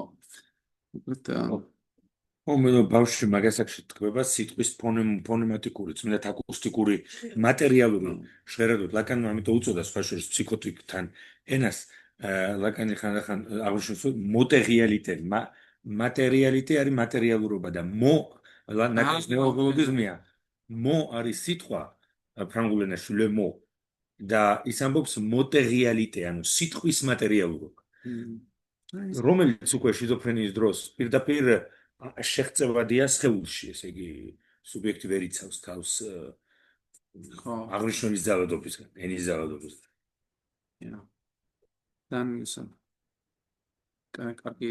კარგი ცნობრიობა არის მოტერიალიტე. მაგალითად საუბრობთ იმაზე, რომ ღრმული და ღმუილი გავს ქართულში ერთმანეთს საინტერესო რაღაცები გამოვიდა ონომატოპიური კავშირიდან. და ხმასთან ხმაურ შორის განსხვავების ჩამოშლა იდეალური მნიშვნელობის მატერიალობაში ჩავარდნა შესაძლებელია. რაღაც გაგებით ხო რაღაც ინტერპრეტაცია გაგებით სიტყვებით საგანებიან ერთ სიტყვაზე განთავსებული ფაქტს. პროგრესია თქვენ ვილაპარაკობთ სიტყვებით აღნიშნოთ, მაგრამ შეგვიძლია სიტყვა იქცეს რეფლექსიის საგნად, მაგრამ ეს უკვე რაღაცა უკვე ამაში ამ რეფლექსიაში იქცება და პრობლემა აღარ არის, ხო? იმიტომ რომ ეს აღარ არის წინა მატერიალობა. მაგრამ ამას შვება ის ვთქვათ არც მებიუსის ლენტი, რომელიც ისე გადაათამაშებს, რომ ერთმანეთს არ დაემთხვა და რაღაც შემოტრიალება მოხდეს უცნაურად. და მე მგონი ეს მებიუსის მეტაფორა საინტერესო იქნება, როდესაც მივართ თვითუნებულობის საკითხს.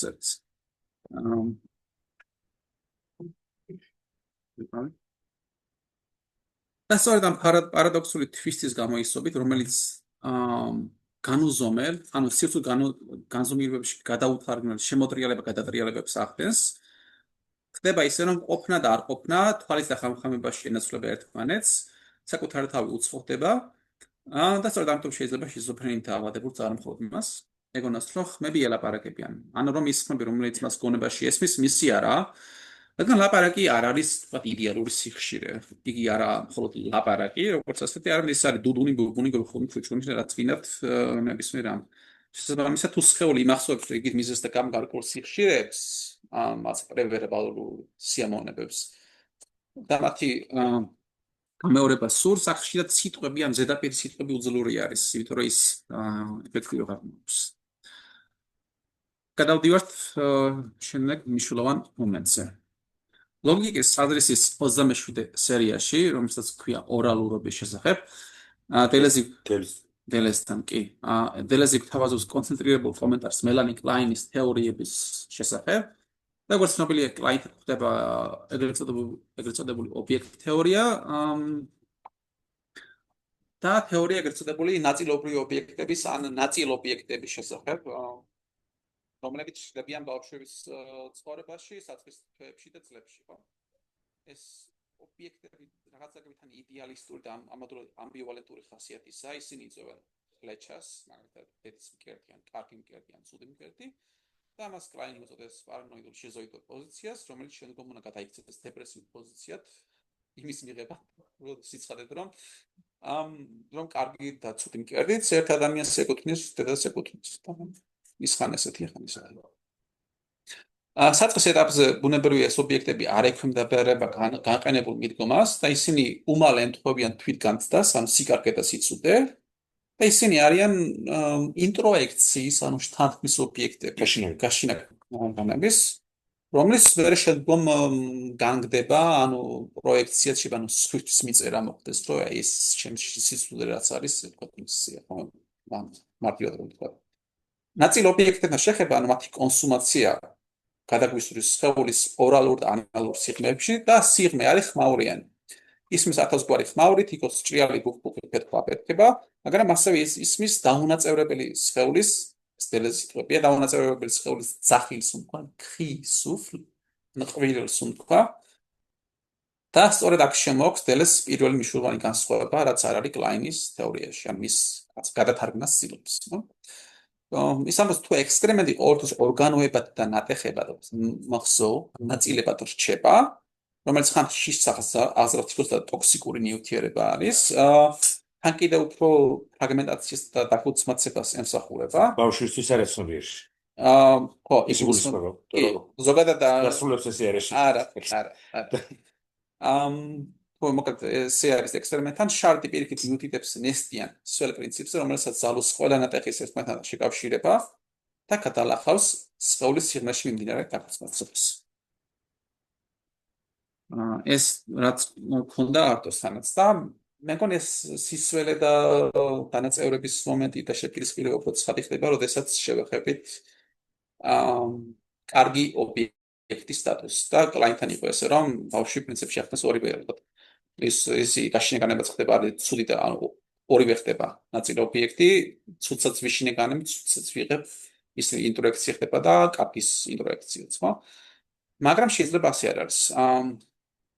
და რატომ? იმიტომ რომ პრინციპის მიხედვით ყოველივე რაც შეიძლება, რატომ ვერ მოხდება კარგი ობიექტის ინტერაქცია. ეს დელეზის ლოგიკა. რომ პრინციპის მიხედვით ყოველივე რაც შეიძლება დანაწევრდეს და დაგუცმაცდეს, არის ცუდი. და კარგი ობიექტი უუნაროა, გაუძალიანდეს ინტერაქციის შემდგომ წარმოშობილი დაგუცმაცების შესაძლებლობას, შესაძლო ფრაგმენტაციას, რომელსაც ადგილი აქვს სიღრმეში. შესაბამისად, გვაქვს საქმე უსასრულო კონტამინაციის შესაძლებლობასთან, ანუ მცირე შანსიც თუ არის მორჩა. და თვითონ ეს შესაძლებლობაა წამლეკავი, იმიტომ რომ თავისივე შესაძლებლობით არის ნამდვილი. და მე მგონი ხომ რაც შემდგომში მოდის გავიგებთ, რასთან გვაქვს საქმე, რატომ უძალიანდება ეს კარგი ობიექტი ინტერაქციას, რატომ არ უნდა იყოს სიღრმეში.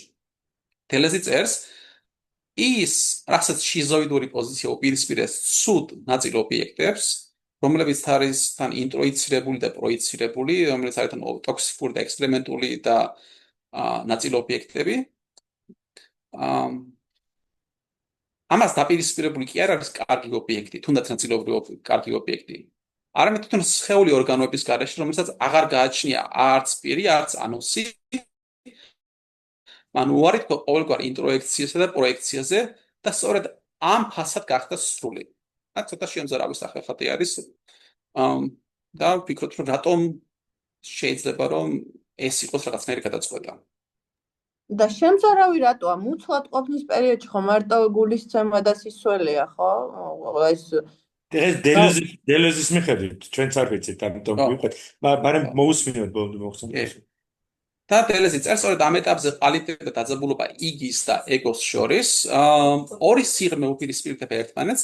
ერთი არის ღრუ, ანუ გამოფუტურებული სიღრმე, სადაც ნაწილები პრიალებენ და ფეთქავენ თუ ფეთქდებიან და მეორე არის ეს სავსე სიღრმეო. ეს არის ორი განსხვავებული მიქსი, ან ნაზავი, ერთი შედგება მყარ ფრაგმენტებისგან, რომლებიც იცვლებიან და კიდევ უფრო ფრაგმენტებიან, მეორე კი არის თხევადი, დინამიკური და სრულყოფილი ნაწილების გარეშე, ამ სხეული ორგანოების გარეშე უცვლელი, რადგან მას აქვს დნობის და შეერთების თვისება, თითქოს ყველა ძვალი გადაიქცა ერთიან სისხლის მასად. ძალიან მოკლედ შევნიშნავ, რომ უფრო მეტწილად ახალგაზრდა არტოსთან და უფრო პრინციპში გვიანდელთან გვაქვს ესეთი პოეტურ ბიოლოგიური ცნება, რომ სიტყვა რომელიც არის მოელ და რომელიც აღნიშნავს ძვლის ტვინი გვაქვს ქართულში ამის აღსანიშნავად, ეს არის თვითონ ძვალში რაღაცა ჟელატინისებური მასა არის, რომელიც თან სისხლი აქვს, თან სისხლს აწოდებს, სისხლის წარმომქმნელი არის.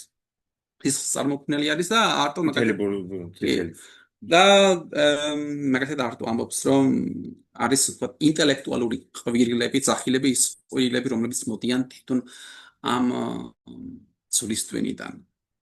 და ეს არის ის ხორციელება, რომელიც გაჯერებულია განსულიერებით. და თვითონ ამ ძვლის ტვინს ასევე აქვს ამ ძვალის შინაგან მასას, რომელიც არის სისხლთან დაკავშირებული, აქვს მნიშვნელოვანი ეტიმოლოგიური კავშირები, თქვა ეონი, რაც არის სიტყვა ესეთი დიდი დრო, საბერძნული სიტყვინა, ხო? თავიდან აღნიშნავდა სწორედ ამას, ამ სისხლის მოელებინიერ, ანუ რაღაცა ხერხემლის ძვლის ტვინის. ანუ ეს იყო ეს ეონი, რომელიც იყო რაღაცა სიწმინდის პრინციპი, რომელიც ანუ არ შეიცავდა რაღაცა მოწამულობას და მოგვიანებით ეს გადაიქცა ეს ეტიმოლოგია სიცოცხლის ჟამად და მოგვიანებით იმ ეონად დრო რაღაცა დიდი ჟამი. ეს ცოტა ესეთი მარგინალური შენიშვნა არის, მაგრამ ეს ასე დელეზი ამბობს, რაღაცა ესეთი შორეული რეზონანსები აქვს იმასთან, რაც არის ეს თხევადი პრინციპი და ის რომ სისხლი და სიცოცხლის ჟამი ერთმანეთს უკავშირდება. მოკლედ, სწორედ ამით აიხსნება ის დუალობა, რომელიც დელეს მიხედვით გვაქვს შიზოფრენიის ენაში და განცდაში, როდესაც ყველაფერი სიღრმეში ხდება და რაც მნიშვნელოვანია ხდება ზედაპირს მიღმა და მისი დახმარების გარშე შესაბამისად შეიძლება ვერან ვერ გეხმარება. ანუ არნაირი მოწმე არ არსებობს, რომ იქ გითხრას, რომ აი ეს მოხდა. არნაირი ხმა არ არის, შეიძლება ხმაური არის. და რაკი ესე ვთქვათ, კარგი ობიექტი აქ არ არის და პრინციპში ყველაფერი ცუდი და ყველაფერი ფუჭდება და ცუდდება და ესაკეთენ მიდის, მაშინ ისმის კითხვა, აბა სად არის კარგი ობიექტი? სად გვხვდება ის, თუ ის არ არის კონსუმირებული, მონელებული და იმპლიცირებული. და როგორც იკვეთება, კარგი ობიექტი მდებარეობს სიმაღლეზე. ეს სიმაღლე არ არის უბრალოდ ამოტრიალებული სიღრმე, ვთქვათ, convex concave არის ან შეტრიალებული ან გამოწეული, ან ეს მარტივი ტოპოლოგია არ არის. სარკისის. ხო, არამედ ეს მას აქვს სხვა საზრისი, სხვა პერსპექტივა და სხვა შეფასების წერტილი და რა არის ეს სხვა ახლა ვნახოთ. დელესი ამბობს, სუპერეგო არ იწყება პირველი ინტროიცირებული ობიექტებით, როგორც ამას კლაინი ამტკიცებს, არამედ იმ კარგი ობიექტით, რომელიც სიმაღლეზე რჩება, უნებელი, ხელშეუხებელი. ფროიდი ხშირად უსვამდა ხაზს ამ სივრცულ ტრანსლაციას, სიღრმიდან სიმაღლეში გადასვლას, რაც აღნიშნავს იგის და სუპერეგოს შორის ორიენტაციის ცვლილებას და ფსიქიკური ცხოვრების ფუნდამენტურ რეორგანიზაციას.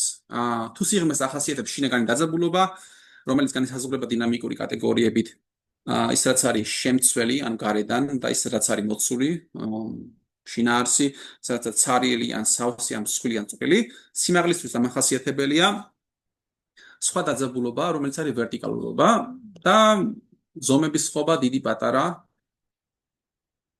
და ამ შემდეგ და განსხვავებით იმ ინტროიცირებული ობიექტებისა, რომლებიც გამოხატავენ ბავშვის აგრესიას და ამავე დროს თუნ აგრესიას მისკენ მიმართავენ და მითხდებიან ისინი ცუდი და საშიში, კარგი ობიექტი როგორც ასეთი არის სრული ობიექტი. კარგი ობიექტი როგორც სრული ობიექტი ამავდროულად არის დაკარგული ობიექტი და რომელიც უკვე დაიკარგა.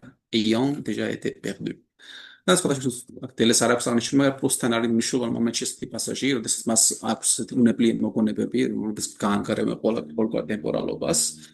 ამბობს, რომ ჭეშმარიტი სამოთხეები, როცა ეს მოგონებები, ეს გვასუნთქებენ ახალ ჰაერს, იმიტომ რომ ის ჰაერია, რომელიც ერთხელ გვისუნთქებთ. იმიტომ რომ ჭეშმარიტი სამოთხეები, ის სამოთხეები, რომელიც ავგარეთ. საერთოდ. ეს ობიექტი, კარგი ობიექტი სიმაღლეზე რჩება როგორც ხელშეუხებელი, როგორც უნებელი, აქედან წარმოგვიდგება მისი სისრულე. შესაბამისად, ის სიძულვი თუ სიყვარული, რომელიც შეთაგვაგონებს, არის მთლიანობის, მთლიანი პერსონის მიმართ. ეგოს უკავშირდება. დელეზი წერს, თუ ის ავლენს ეს სრული ობიექტი, ან კარგი ობიექტი, ცხოველს სისასტიკეს, ისევე როგორც სიყვარულს და დამცველობ დაცვას, ეს არ ხდება ნაწილობრივი ან გაყოფილი სახით. არამედ იგი ამას აკეთებს კარგი და სრული ობიექტი.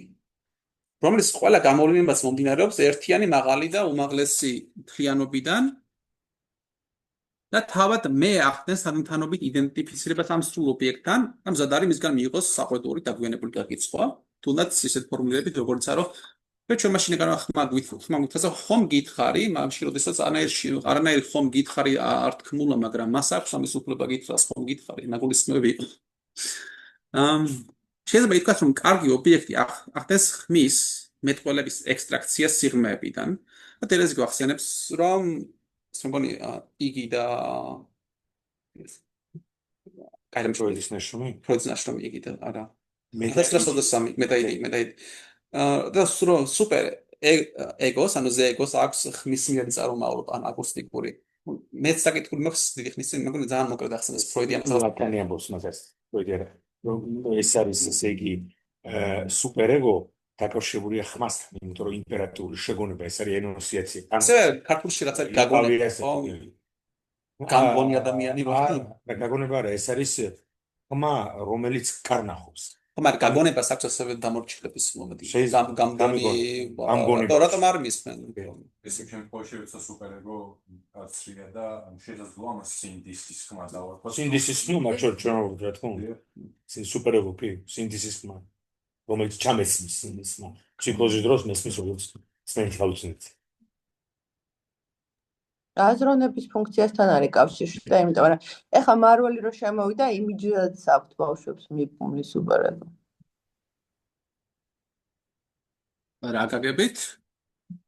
ჩვენ ესე ვხედავთ რა კოგნიტივისტები, რომ სუპერეგო არის, რომ შექმნი რა მოდელს. ანუ ნეოკორტექსის პროდუქტია და ხო 3 წლის 4 წლის ბავშვს ეს იმიჯი არ აქვს შექმნილი რა. ხო ხთებით ვერ აკეთებს პროცესს.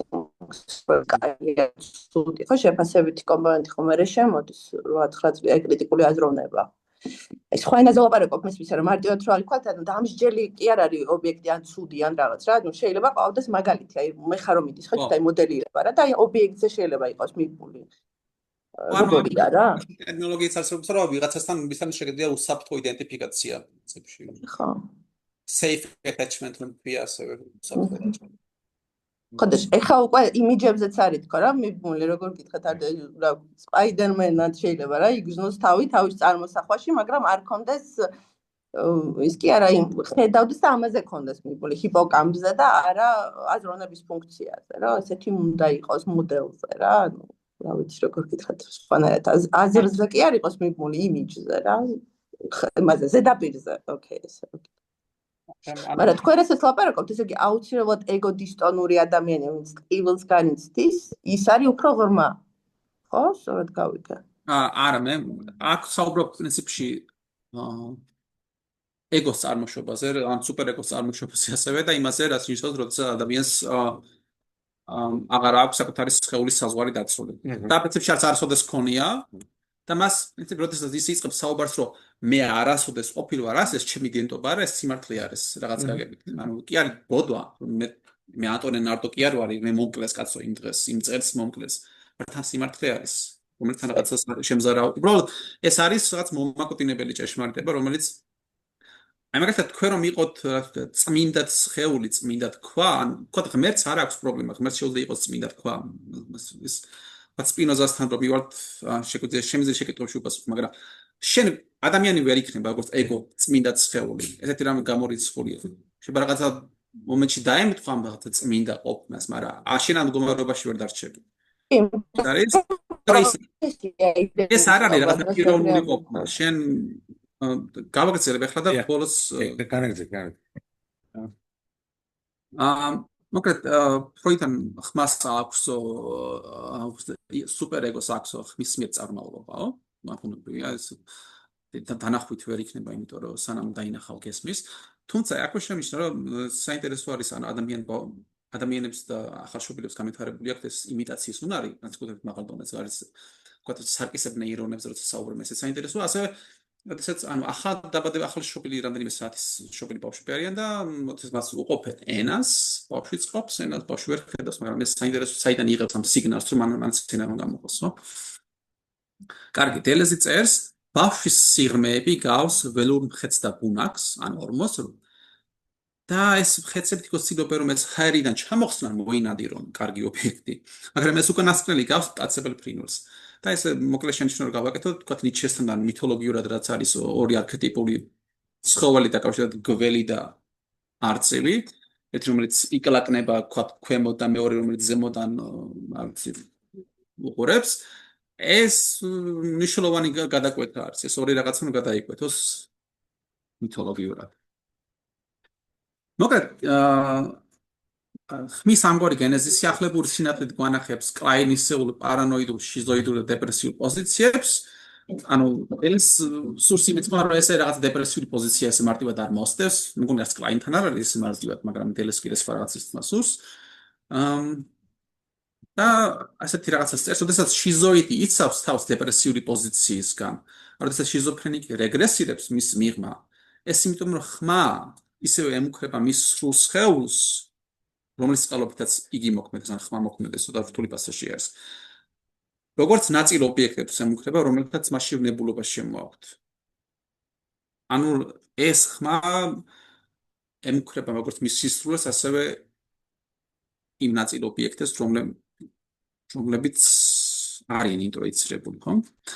და ვოლფსონის შემთხვევაში დედობრივი ხმა სასწრაფოდ უნდა დაიშალოს, ფონეტიკურ ბგერით ნაწილება და ხელახლა შედგეს, აღდგინეს არტიკულაციის გარეშე ბლოკებად. და სწორედ ამით აიხსნება, რაც უფრო არტოსთან ჩანს, ის უცნაური პროცესი, როდესაც ენა იქცევა სხეულად ორგანოების გარეშე. გადავიდეთ ცოტა უფრო სხვა მიმართულებით, სხვა ინტერპრეტაციების მიმართულებით და პირველ რიგში ვიკითხოთ, საიდან ჩნდება ეს გამოთქმა არტოსთან, საიდან მოიგონა ამ კაცმა სხეული ორგანოების გარეშე. და მიუხედავად იმისა, რომ ძალიან ცნობილი არის, ცირთად არტოსთან, ანუ ყველა იცნობს სხეული ორგანოების გარეშე და არტო და თან რაღაც არტოს სახეთ უნანახი აქვს ესეთი ნაწამები და ნაწვალები სხეული ორგანოების გარეშე გაგონილი რაღაცებს აკავშირებ და ცირთად ალბათ დელეზის ეს არის ამსახურებითა დელეზის და ფელიქს კვატარის, როდესაც მათ გამოიყენეს მნიშვნელოვან ნაშრომში. თუმცა, ანუ არტოსთან ეს სხეული ორგანოების გარეშე, ანუ არტო საუბრობ ბევრნაირ სხეულზე, თქვათ წმინდა სხეულზე, თქვათ ვიერშ, ანუ რაღაცა წმინდა და განწმენდილი სხეულზე, რა ბევრნაირი სხეულის ფანტაზმები აქვს არტოს და თვითონ რაც შეეხება ამ სხეულის ორგანოების გარეშე ის ხდება პიესაში, რომელსაც ქვია რათა დავასრულოთ ღმერთის სამშაბლო. ეს არის 1947 წლის და არტო ასეთ რამს ამბობს ადამიანი ავადა, რადგან იგი ცუდად აღებული, უნდა გადავწყვიტოთ, ასე ისე ვქნათ, რომ გავაშიშვლოთ იგი, რათა მისგან ამოვფრიქოთ ის მიკროარსება ანიმალკულა, ეს პატარა ცხოველით, რომელიც მას სასიკვდილოდ ეკავება. ეს არის ღმერთი და ღმერთთან ერთად მისი ორგანოები, რადგან დამაბით თუ გნებავთ ამბობს არტო, მაგრამ არაფერია უფრო უსარგებლო ვიდრე ორგანო. როდესაც ადამიანს შევქმნით სხეულს ორგანოების გარეშე, მაშინ გაათავისუფლებთ მას ყველა ავტომატიზმისგან და დაუბრუნებთ მას ნამდვილ თავისუფლებას. სწორედ ამ თემას, ამ ცნებას აიღებენ მოგვიანებით დელეზი და ფელიქს კვატარი თავიანთ ნაშრომში ანტიოიდიპოსი, კაპიტალიზმი და შიზოფრენია. ეს თემატიკა რა თქმა უნდა ცდებაში მოხსნების ფარგლებს, თუმცა შემოკლებით შევნიშნავ რამდენიმე საკითხს სურვილზე და სურვილის კოდირებაზე სოციუმში ძალიან ბუნდოვნად რომ ვიხდრა. მაგალითად, სოციუმი შედგება სურვილის ობიექტების ახალი სერიების პროდუქციისგან და ამავდროულად ბუნებითად მოცემული ობიექტების ტრანსფორმაციისგან. მაგალითად, ფული იქცევა შრომის ღირებულების წინამძღვრად იმ სავსეს სხეულად, რომლიდანაც ამოიზრდება ყველა ღირებულება და ასევე თქვა პოლიტიკურად მეფეს თუ გააჩნია მიწიერი სხეული, ასევე შუა საუკუნეებში მიიჩნევდნენ მას ასევე პოლიტიკური სხეული. და ის რასაც აკეთებს კაპიტალიზმი ძალიან აჩქარებული სახით არის ის, რომ ის იღებს უკვე არსებულ დინებებს ფლაქსის, but flax permission-ობა აქვს, რაღაცა ფანტაზმა იყოს, შეიძლება იყოს სპერმა განავალი და შემდეგ. და ეს ამ სერიებს უერთებს ახალ სერიებს, ახალ ობიექტებს, ახალ სურვილის ობიექტებს, ხო? და ხდება მათი დეკოდირება, კოდის მოშორება, მათი რეკოდირება. რაღაცა ეს არის კაპიტალიზმის ჟინი, მაგრამ ის ამავდროულად ახდენს მყისე აქსიომატიზაციას, ამ შეგვიძლია ვერტიკალიზაციას იმპულსიუნებს არის. და აი ეს სანჯინოში ბლოკავს კრეატიულ პროცესს და მე ხომ ვქოთ ფრანგულ ფილოსოფიაში და ბევრი საუბარი იმაზე, როგორ არის დაკავშირებული ვთქვათ, რა ვიცი, კაპიტალიზმი ფაშიზმთან და როგორ მიდის საქმე. ხო და ესენიც რაღაც ამ ფაშიზმის ზღვარზე თამაშობენ. დამობე რომ თქვი რა თუ კი ამნიშნავს ანტიოიდიპოსი. რატომ არ მოსწონს ფელიქს კვატარის და ვილდელეს ოიდიპოსი რა არ ვიცი, ანუ პრინციპში ბევრი მიზეზი შეიძლება ვთქვათ, რომ ეს რაღაცა სამკუთხედიზაცია, რომელსაც გვთავაზობს ფროიდი, ეს არის ის, რომ ყველაფერი გახადოს ოჯახობრივი და თქვათ არ დაინახოს, რომ ხშირად ეს დელირიუმი, ანუ ოჯახს კი არ უკავშირდება, რასაც უკავშირდება, უფრო ფართო გეოგრაფია აქვს. და რაღაც გაგებთ ესა ანუ ბურჟუაზიულ კაპიტალისტურ ოჯახში აქცევს თითქოს ხო და ასევე კლაინს ედავებიან რომ ეს პატარა ჰანსის მაგალითზე რომ ეუბნება ჰანს რომ შენაო ესა გარაჟიო და შენიო მანქანაო მამა შენიო რა ტიპის სალადობა არისო და ცოტა ესე თავზე ხელაღებული ნაშრომი ავანტიურისტული ნაშრომია ცდილობს რომ ეს რაღაცა ხელახლა თქვენ მაგრამ კლაინს რომ თაკეთებდა მაგ ინტერპრეტაციას იმ ბავშვთან რომ ფიქრობდა რომ ის ბავშვი ნევროტიკი იყო მაშინ ფსიქოთიკთან კონდეს საქმე ოიდიპოსი არ არის თვითონ მიხდა მაგას თუ მაგრამ საქმე ბოდიში საქმე ხო ზუსტად ეს არის დებოდა როგორ ხო ზუსტად ეს არის რომ რასაც ფსიქოანალიზი აკეთებს დელიოზის და კვატარისთვის არის ნევროტიზება ადამიანების. ზუსტად ამ მაგალითად ოიდიპოსის სამკუთხედით და ასე შემდეგ. და შესაბამისად მაშინ როცა თქვა მათ მიხედვით შიზოფრენია არის დეკოდირება და დეტერიტორიალიზება, რაც ფსიქოანალიზში ხდება არის ტერიტორიალიზება მაქსიმალური, ხო? ტერიტორიალიზება ზუსტად ამ სამკუთხედში. რომ ყველაფერი იმის მაგივრად, რომ მაგალითად რაღაც დელუზიებში არის საქმე ეხება ბევრად უფრო კოსმიურ საკითხს. მაგრამ ამ ოიდიპალურ სამკუთხედში ყველაფერი დაიყვანება დედიკო, მამიკო და ასე შემდეგ. მაგრამ ლაკანი იყო ავტორი, რომელმაც ოიდიპოსის კონცეფტი ოიდიპოსის ზოგადად ფსიქოანალიზში იხსნა დედიკოს და მამიკოს ცნებისგან, იმიტომ რომ მას შემოაქვს სიმბოლური მამის, სიმბოლური წესრიგის და აღნიშნული საკითხია, რომელიც არის მასტრუქტურირებელი და ამიტომ მამიკო აღარ არის საჭირო ხო ლაკანისთვის.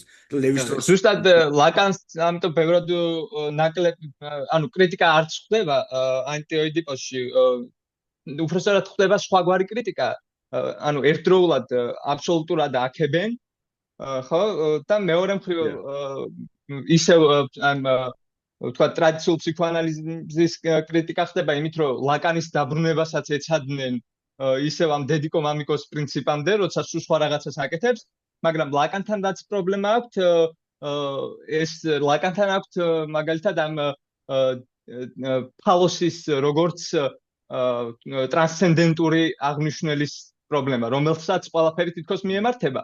მაშინ როცა დელიოზი გვატარისთვის ესეც პრინციპში გარკვეული დეტერიტორიალიზაციის მაგალითია, მაგრამ ხო, ანუ ლაკანთან მიმართებით ბევრად უფრო შემწყნარებლები არიან. უძღვება მეორე მხრივ ფსიქოანალიზში ის, რომ ფსიქოზი და ფსიქოტური სუბიექტი ოიდიპოსის გარეთ არსებობს, სიმბოლური წესრიგის გარეთ არის. ანუ ის დეტერიორიზაცია, ანუ ოიდიპალური, ნევროტული მოდელზე სტრუქტურირებული საზოგადოების და უნივერსალური ენის მიღმა არსებობს ფსიქოტიკი. ამას ფროიდიც ამბობს, ლაკანის და ყველა დიდი ავტორი ფსიქოანალიზში, ვისაც უმუშავია ფსიქოსთან. მაგრამ მეორე მხრივ შეგაწყვეტინე რა, მაგრამ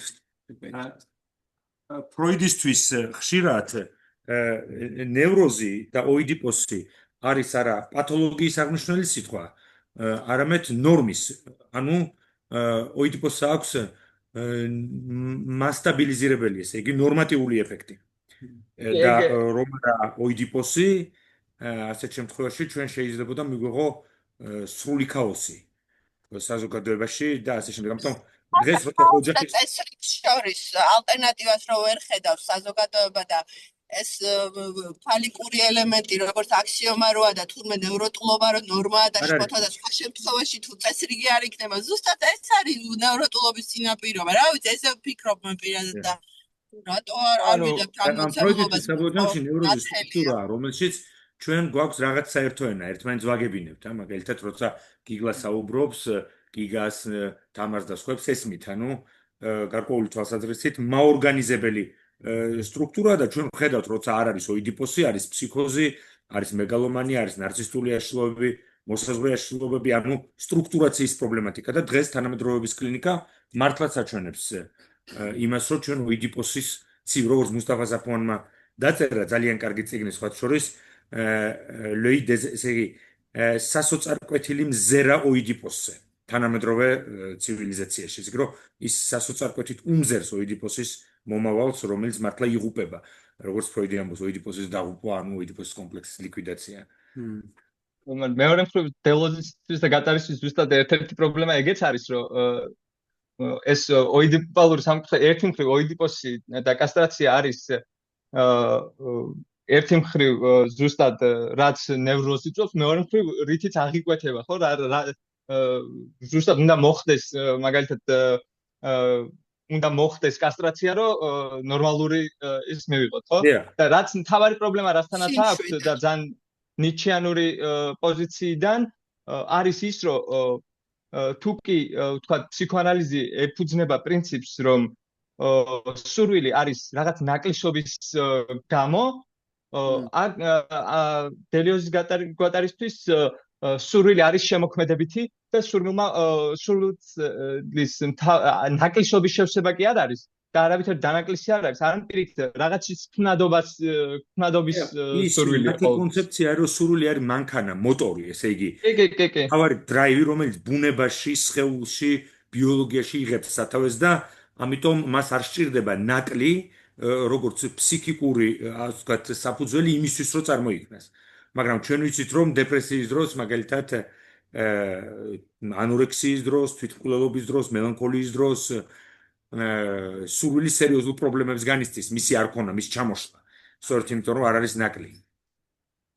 ანუ ერთია ფილოსოფიური მსჯელობა ამაზე და მეორე კლინიკური დანიშნულოვანია კლინიკა. ცადია საკმაოდ პრობლემური საკითხია ნამდვილად და მარტივი გადასაწყვეტი არ არის. ბოდიშ შემოჭრისთვის ბოდიშ ძალიან დიდი გამოგვიდა წვეტა, მე მაგრამ იცით რა ვფიქრობ, შეიძლება როგორც ქართველმა ფსიქოლოგმა რაღაც თქვა, რაც აი ფროიდს გონია რომ გამოჩნდა და ფსიქოანალიტიკოსებს დიდებს ძალიან დიდ პატივს, მაგრამ რა გამოჩნდა იცით? ოქსიტოცინი აი შეკავშირება, რაც დომინაციასთან კავშირში არ არის და არც დანაკლისთან და ზუსტად კრეატიულობასთან და სიყვარულთან ხო კავშირშია. სიმშვიდე მოაქვს შეკავშირებას და აი ეს გამორჩა რა მე მგონი რა და ჩანს კიდე აი ფსიქოანალიტიკოსებს ეგ აი ქაოსს და წესრიგს შორის ალტერნატივა რო არსებობს, იმიტომ გამორჩათ რომ მარტო ხედავენ აი როგორ აგიხსნათ, აი ფალიკურ ელემენტს ხო მოაქვს ეს სიმყარე ხო და სიმყარის მიღმარი კიდე კავშირი, აი ამასაც მოაქვს რა იგივენაირი შეიძლება აი ეს ისეთი თემებია რომ აქ ჩვენ ამაზე არ ვლაპარაკობთ, როგორც უკვე დადგენილი ჭეშმარიტებების ხადია ეს ყოველთვის სამუშაო ჰიპოთეზები, რომელიც თეორიაში და კლინიკაში მოწდება, ამიტომ ჩვენ უბრალოდ გვაინდა სქემები კლინიკაში ქადლინგს მაგალითად მოფერება სიმშვიდე ხო მოაქვს. რა ვიცი, ანუ თეორიაშიც და პრაქტიკაშიც ეგრე არის. არ არის აუცილებელი რაღაც ძალაუფლება და დომინაცია რომ შვიდად იყო. ну რა ვიცი. არავინ არ დომინირებს. ახლა ეს მაგის ხასიათზე განსაკუთრებით არა ვარ, თორე ისე თუ გავბრაზდით პსიქოანალიტიკოსები, ეგრევე ესე იგი ვიშიშვლებთ ხმალს. მე გაბრაზდით მაქსიმუმ გაჩვენეთ. დომინაცია.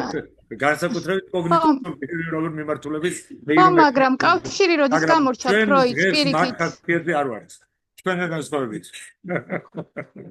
ხო მაგრამ იცით ამაინტერესებს ფროიდი პირიქით ყოველთვის კავშირზე არის აგებულად ამყარებული მართლა მომხსენებლის მიმართ აღარ უპატსონობა ესეთ შეჭრა ცოტა შეიძლება მაგრამ მესმის რომ ესეთ ძალიან ფეთქებად წერტილში შევეხე რომელიც არის კაპიტალიზმი და შიზოფრენია. მოკლედ შენიშნო ოქსიზე და ადამიანის სექსუალობაზე წიგნს ვკითხულობდი, სადაც განხილული იყო, რომ არის თუ არა მათ მონოგამიურობა, ადამიანის ბუნებრივი ადამიანის კავშირი ოქსიტოცინთან და ასევე იყო ესეთი კვლევა, რომ ჩვენს გარდა ესე თქო ცალსახად მონოგამიურები თუ არიან მინდვრის საკვები არის, სადაც ეს ოქსიტოცინი გამოიყოფა. ესეთი მოდიჩესტი გვერდით შენიშნა. რაც შეიძლება მეგონი იოანეს საუბრობდა დელეზე და პრინციპში რაც მე მინდოდა მეთქვა მან თქვა, ეს არის ამართლა ესე ედავებიან ფროიდს და ლაკანს. იმიტომ რომ სურვილი არის პოზიტიური ცელი ანუ ეს არის აფირმაცია, ან ჰოყოფა, ასე არის ნათარგმნი აფირმაცია, რომელიც სპინოზასგან მოდის, სადაც ან თუნ ადამიანის ესეთი არსის განსაზღვრელი არის სურვილი. და მაგალითად ესეთი რაღაც არის სპინოზასთან, რომ მე იმიტომ კი არ მინდა რაღაც რო კარგი არამედ ეს კარგი იმიტომ რომ მე მინდა. ესეთი პრობლემური შემოქმედება და მხოლოდ შემოქმედება არ შველის. რაც შეეხება იმ რაღაც ნევროტურბას ჩაკეტვას, ეს რა თქმა უნდა უკავშირდება ამ სრულ ობიექტსაც, იმიტომ რომ სრული ობიექტი ძალიან მოკლედ ვთქვათ, ემთხვევა დეპრესიულ პოზიციას, თუმცა მე მიღებული მოხდრია ან რეალობის პრინციპი ასე რომ ვთქვათ და ამ დელეს ასეთი პასაჟი არის, რომ ეს ხობს ანამნეზს, უბრალოდ გახსენებას. ეს გახსენება არ არის მნადობაში ის, რომ მე ვხვდები ღმერთი, მე ვხვდები ცხოველი, მე ვხვდები ქვა. რა არის ანამნეზი? ეს ჩემი ბური მაგალითად რომ გითხრათ, თქვენ იცით რომ რაღაც შეიძლება ცუდი ადამიანი, საშინელი ადამიანი ხართ, მაგრამ მიხართ ეკლესიაში და გაიხსენებთ რომ ღვთისმშობელი ხართ, გამოხვალთ და უბრუნდებით ცხოვრებას, მე ისე დაუბრუნდებთ იმას. არის და დეპრესიული რეალობა. Not the best reality, but არა ასთუ ამის ვარცუდად რომ ეს დამპალი სტრუქტურა გვაქვს და დავანგრევთ სისტემა, მაგრამ როგორ ჩხას არ ვიცი, შეიძლება ესე მარტივად არ ინგრევა სისტემა. მაშინ სისტემა არ არსებობს საერთოდ, მე არ ვიცი, ხო? კარგი, მოკლედ ძალიან საინტერესო მაგალითებს გვთავაზობენ თელეზი და კატარი. იმასთან დაკავშირებით თან ახლოს მიყავთ ეს კაპიტალისტი და შიზოფრენიკი ერთმანეთთან, თან ამბობენ, რომ ამ შიზოფრენიკს აქვს ეს თვიდი იდენტიფიკაციის სხვა მოდუსები და ის არ ოპერირებს ისეთი შეპირისპირებებით, როგორიცაა ან ეს, ან ის უფიან, არამედ ისეთი ფორმულებით, როგორიცაა სვა, ანდაც, ან თუ გნებავთ, ანუ აღნიშნულება და ისეთი მაგალითი არის, როგორც არაცნობიერში, ესე იგი ფროიდმა რა აღმოჩინა 1900 წელს რო გამოქვეყნდა, რომ არაცნობიერში არ არის ლოგიკა ან მაგალითად მე ან თბილისში ვარ ან ქობულეთში ვთქვათ ან ეს არის არაცნობიერში ლოგიკა და მაგალითად მე კონტრადიქციებს როცა ლაპარაკობს ხო ცნობიერებას ხო ჭირდება კონტრადიქცია აზროვნებისთვის და არაცნობიერს არ ჭირდება ერთი მეორეს არ გამორიცხავს ისინი ერთ სიფრთხეში შეიძლება თან არსებობდეს როგორც სვა როგორც ამბობს ხო მას სპინოზასთან არის ესეც და ესეც კი ანუ სპინოზას თქვა ეს იყო მასში ცოტა სკანდალური რომ სპინოზა თქვა ღმერთ ეს ბუნება ანდაც ღმერთი არა პრობლემაა და ესე თქვა პრობლემა და მაგას სპინოზა არის ძალიან მნიშვნელოვანი ფიგურა ამათვის რაც იმის სპინოზა თქვა რა არავინ არ იცის რა შეუძლია სხეულს და მაგათ სპინოზაზე მიდის ამ ბევრი ეს თქვა იმისგან რაღაც რესურსების ამხობს სუმირების მოდელები და აი არტოსთან დაკავშირებით კარგით მაგათ როდესაც ფსიქოანალიტიკოსი სთავაზობს შიზოფრენიკს რომ როდესაც თქვენ თვითშობაზე საუბრობთ ცენზურის სრულის მუდედა თქვენს შიზოფრენი დაავადებული პასუხობს კი მაგრამ დედაჩემი სწორედ რომ თვითშობელი არის როგორც კიდე ისე შეხედეთ მოკლედ გადავიდეთ საპირისპირო პერსპექტივაზე რომელიც ხდება ფრანგ ფენომენოლოგ ჟაკობ როგოზანსკისთან როგორც იქ მივადებით მას და მოკლედ რა თეორიულ ჩარჩოს გვთავაზობს ის და სანამ ეს ჩარჩოს განვიხილო პირდაპირ გადავალი იმ კრიტიკაზე რაც არის მასთან როგოზანსკი გვეუბნება რომ სხეული ორგანოების გარეშე ესწრება ეს არტოსთან არც ისე მნიშვნელოვანი თემა არის და როგორც იკვეთება ეს სხეული უფრო რეგრესული ფანტაზმა ვიდრე რაღაც პოზიტიური პროცესის გამოხატულება თუნდაც ეს სრულის პროცესი იყოს რა თქმა უნდა არტო საუბრობს სხეულზე ორგანოების გარეშე რომელიც ერთგვარი იარაღია ფიზიკურ და მენტალურ ტანჯვასთან გასამკლავებლად სხეულის შეკეთება მაგრამ სხეული რომელიც საკუთარ თავშია ჩახურული რომელიც დევნის ორგანოებს და პარაზიტებს და რომელიც თავისუფლად დევნიან მას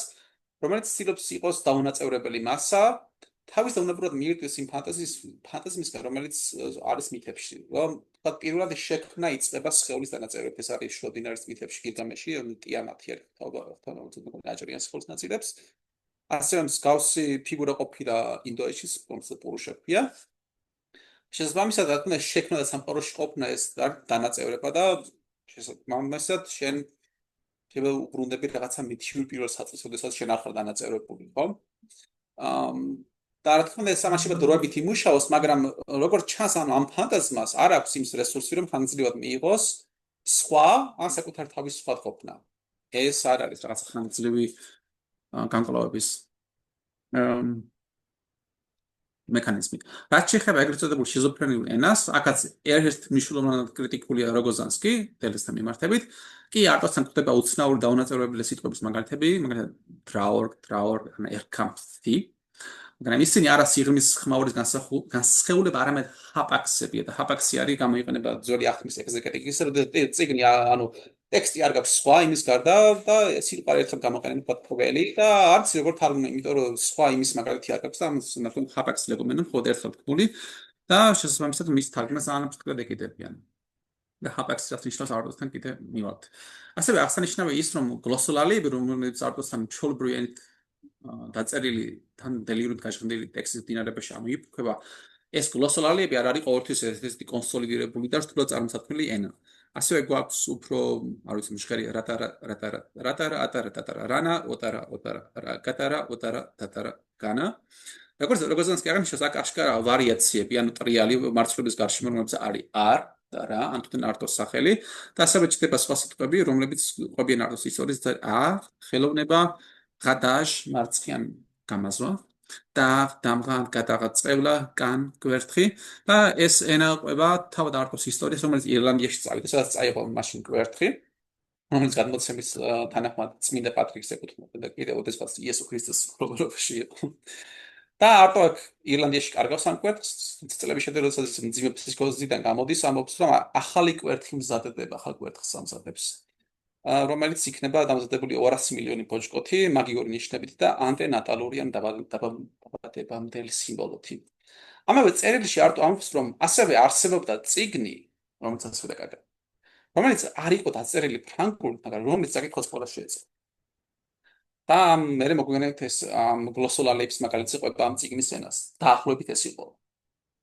რომ შევაჭამთ არტო ეძებს საკუთარ ენას, საკუთარ წარსულს სიტყვებს და მოკლედ რომ თქვათ რა თეორიული ჩარჩო აძლევს როგოზანსკის ამის შესაძლებლობას, ხო? პირველ რიგში ფართო პერსპექტივიდან რომ შევხედოთ ის მემკვიდრეობა, რაც მე-20 საუკუნის ფრანგულმა ფილოსოფიამ მიიღო, ერთი მხრივ ნიჩე და ჰაიდეგერის ფილოსოფია და მეორე მხრივ ფროიდის ფსიქოანალიზი, მარქსი რომ აღარ ვახსენოთ, ქმნის იმ რიცხვს, რომ როგორც იყვნენ ქვაზე აღარ უნდა დარჩეს გადაუბრუნებელი, რაღაცა ახალი გვინდა თან, იმიტომ რომ მოხდა მეორე მსოფლიო ომი აუშვიცი და მოკლედ რაღაც სხვა დაიწყოს. და შესაბამისად წინა პლანზე გამოდის დისკურსი მის თაობაზე, თუ როგორაა დაკავებული, თითქოს აუთენტიკამი დაკავებული სუბიექტის ადგილი მის წარმოქმნის სიტყვაში, მათ გასაკუთრებით ჩემს დელესთან და ასევე ჩდება რეპრეზენტაციის და ინტერპრეტაციის პრობლემატიკა, ანუ რა გაგებით, რა მიმართულებთ, რა საზრისით გითხრობთ ტექსტს, არის მარჯვენა მარცხნივ დიაგონალურად. აქედან გამომდინარე, ეგო აღარ არის, თუ შეიძლება ითქვას, სუბსტანციურად მნიშვნელოვანი. როგორც პრინციპი და ჩდება შთაბეჭდილება, რომ ის უბრალოდ ასე ვთქვათ, დისკურსის მონაბერია ეს ეგო, რომ ეგო ერთგვარი პერსისტენტური ილუზია, სუბსტანციიანობა და მისი გადალახვა და დაშლა მის სალმებელია შიზოფრენიული დელირიუმის შემთხვევაში. და ასევე მეგონი ფროიდი ამბობდა ეგო დერივატია იგისგან წარმოდგენა იდისგან, შესაბამისად ის ადვილად იქცევა დიდი სხვის სათამაშოდ. ამგვარ სოფლხედებს, რომელთაც ბუნებრივია სიღრმე არ აკლიათ, როგოზანსკი უწოდებს ეგიციდს, ანუ ეგოს მკვლელობა, როგორც არის რეჟისი, ანუ რეგიციდი და მეფის მკვლელობა, ასევე არის ეგოს მკვლელობა. ასე შეიძლება იმას რომ შესაძლოა ეგო გონია ზედმეტი, მას თავიდან ვიშორებთ, ან ჯერა რომ ის ილუზია, ან ჯერა ის ზედმეტი სუსტი იმისთვის, რომ სხვის პავლინას გაუძალიანდეს და თვითონ ილაპარაკოს, ხო? შესაბამისად, თუ ამ ლოგიკას დავყვეთ, ეგიციდის ლოგიკას, თქვათ, როდესაც გვიანდელი არტო ამბობს, რომ მე ანტონინ არტო ვარ, მამა ჩემი, დედა ჩემი, ძე ჩემი და მე, ეს ან როდესაც გონება მიხდილი ნიჩე ამბობდა, რომ ისტორიის ყველა სახელი ვარ მე, ეს აღიქმება ეგოს დისოლუცია და განქმნა და თითქოს იმის აღიარება, რომ ის არ არსებობს ეს ეგო და რაღაც ვიგონებთ. რომ ან ის არ არის მნიშვნელოვანი. მაშინ როცა როგოზანსკი ხას უსვამს იმას, რომ აქ თქმელი ამბობს მე ვარ, ის ამას უსვამს ხას. რა თქმა უნდა ეს თქმები ნიჩესთან არტოსთან შეიცავს დელირიუმს, მაგრამ ასევე შეიცავს ჭეშმარიტებას, იმ აღუწერელ და აუტანელ ჭეშმარიტებას, რომ თავად მე ვარ ეს ყველაფერი, რომ ჩემი თვითმნებაა, ოტოაფექციონ, ეს და ეს არ ნიშნავს მეგალომანიას, თუმცა შეიძლება იქცეს მეგალომანიად, ხო? არამედ სოლიფსისტური ეგოს რეალობად, ეგოსი, რომელიც არის არა ტრანსცენდენტალური პრინციპი და ძლიერი სუბიექტი, არამედ მე ხორცი ან მე კანი. როგოზანსკის აზრით მნიშვნელოვანია ხელახლა გავიაზროთ კარტეზიანული გზის თავდაპირველი საკვანძოობა და ასევე მნიშვნელოვანია ფენომენოლოგიური გზა, რომელიც არის ახალი კარტეზიანიზმი. თქვათ ჰუსერმასა და აიგო ისეთი კონსტრუქტები, რომელიც შესაძლებელი ხდიდა გახდიდა ეგოს თვითგანცდის აღწერას. თქვათ ჰუსერის საუბრობს, რომ არა მხოლოდ ეგო კოგიტო, არამედ ეგო კოგიტო კოგიტატუ მე ვაზრობ აზრებს, რაც ან ტაუტოლოგიური გამოთქმა, მაგრამ თან ნიშნავს იმას, რომ რაღაცა იმპლიკაცია ხდება, რაღაცაში გაშინაგანება ხდება თვითონ აზროვნების აქტში. თუმცა ზოგადად ანუ ეს კარტეზიანიზმი და ფენომენოლოგია იძენს სხვა ხასიათს, უფრო ვიცი, ლოგიკურ და ფილოსოფიურ ბიუროკრატიულს და ამიტომ როგოზანსკი ცდილობს რომ შემოიტანოს უფრო სხვა ცნებები, ცოტა მარგინალური ცნებები ფენომენოლოგიიდან. და თქვათ უსერთან ხდება ცნება ich leib, ანუ მე ხორცი ან მეტანი, რომელიც ფრანგულად თარგმნილი როგორც muasher. და ანუ ეს არ არის სხეული და სხვადასხვა საინტერესოა რომ სხეული სავარაუდო წარმოდგება ქართულში არ აქვს ეტიმოლოგიური ლექსიკონი, მაგრამ სავარაუდო წარმოდგება არის სქემა ან სხეზის. რაც არის ფიგურა არის, ანუ რაღაცა გეშტალტი არის. ის არ არის რაღაცა ესაც ფრანგულად უწოდებენ share, ანუ ხორცი ან ჩემი სულგმული სხეული, ხო? Live. ასე ან ლაიბ ეტიმოლოგიურად დაკავშირებული ელემენტი, რაც სიტყვაწყე და ასევე მოგვახსენ დიდი ანზი, რომელსაც აქვს ის მოაპოს მე მექანიზმება, რაც არის რომ ეს კანი არის ის რაც ფსიქიკურ შიგთავსებს ქმნის, რომ მე რაღაცა მოცული ვარ, მე როცა ვფიქრობ რაღაცას მოვიცავ ამ ჩემი ფიქრით. ჰუსერლის მეთოდოლოგია ცდილობს რადიკალურად აგვაახლოს გამოცდილებასთან ეპოქე, ნიშნავს ჩვენი მსჯელობის სუსპენზიას, თუნდაც ისეთი დარწმუნებულობის, როგორიცაა, რომ მე მაქვს სხეული, სამყაროში ობიექტურად მჩენი და მყოფი სხეული. და ხუსაც მოყავს ეს მაგალითი, რომ ცაკეში დანახული თვალი კი არ არის საკუთარი თვალი, არამედ არის პირველ რიგში შუშის თვალი, გლასაუდე. და ასევე ჩდება მასთან სხეულის, ანუ ლაიბის მნიშვნელობა, კერძოდ იმ თვითვნებაში, როდესაც ერთი ხელი მეორეს ეხება. ამ დროს შეგრძნებები ორმაგდება, თან ვეხები, თან შეხებული ვარ. და ამიტომ საჭიროა რომ მე საკუთარ ტანს გარკვეული საგნობრიობა მივაწეო, თქვა აღვიქვა მისი საგნობრივი თვისებები, კანის სიგლუვე, სირბილე, სითბო, რაც იქ სხვა არის, თან ძალიან შინაგანი არის შეხებისთვის, მაგრამ თან სხვა არის, ხო? და რა კი ამგვარი სინთეზებია საჭირო თვითახმის ჩამოსაყალიბებლად, ჰუსელი აღნიშნავს, რომ საკუთარი ტანი უცნაურად არასრულყოფილად კონსტიტუირებული ნივთი არის. ეს თვითვნება, ფოტოაფექციონ, მნიშვნელოვანი თემაა მე-20 საუკუნის ფრანგული ფილოსოფიისთვის, მაგალითად მერლო-პონტისთან, და როგოზანსკი ცდილობს ამ მოტივის რადიკალიზაციას, მისი პოტენციალის გამოყენებას, რა კი მეს, ან რომელიც პირველ რიგში მე ხორცია, არ აქვს სხვა რესურსი თვით ჩამოყალიბებისთვის და მას სჭირდება თვითვნება, რომლის პირველად ყველაზე მისაწვდომი ფორმა არის შეხება. თუმცა როგორც თქვი, აქ ვაწყდები შეგრძნების ორმაგობას, გარკვეულ განზიდულობას და იმისთვის, რომ ესე ამბობს, რომ უნდა შეიქმნას პოლუსები შეგრძნების, რომ ანუ ერთმანეთს არ დაემთხოს ყველაფერი. და თქვა სიტყვამ და სიტყვამ ძახილმა აღნიშნოს საგანი, მაგრამ არ იქცეს მყისიერად იგივე საგანად.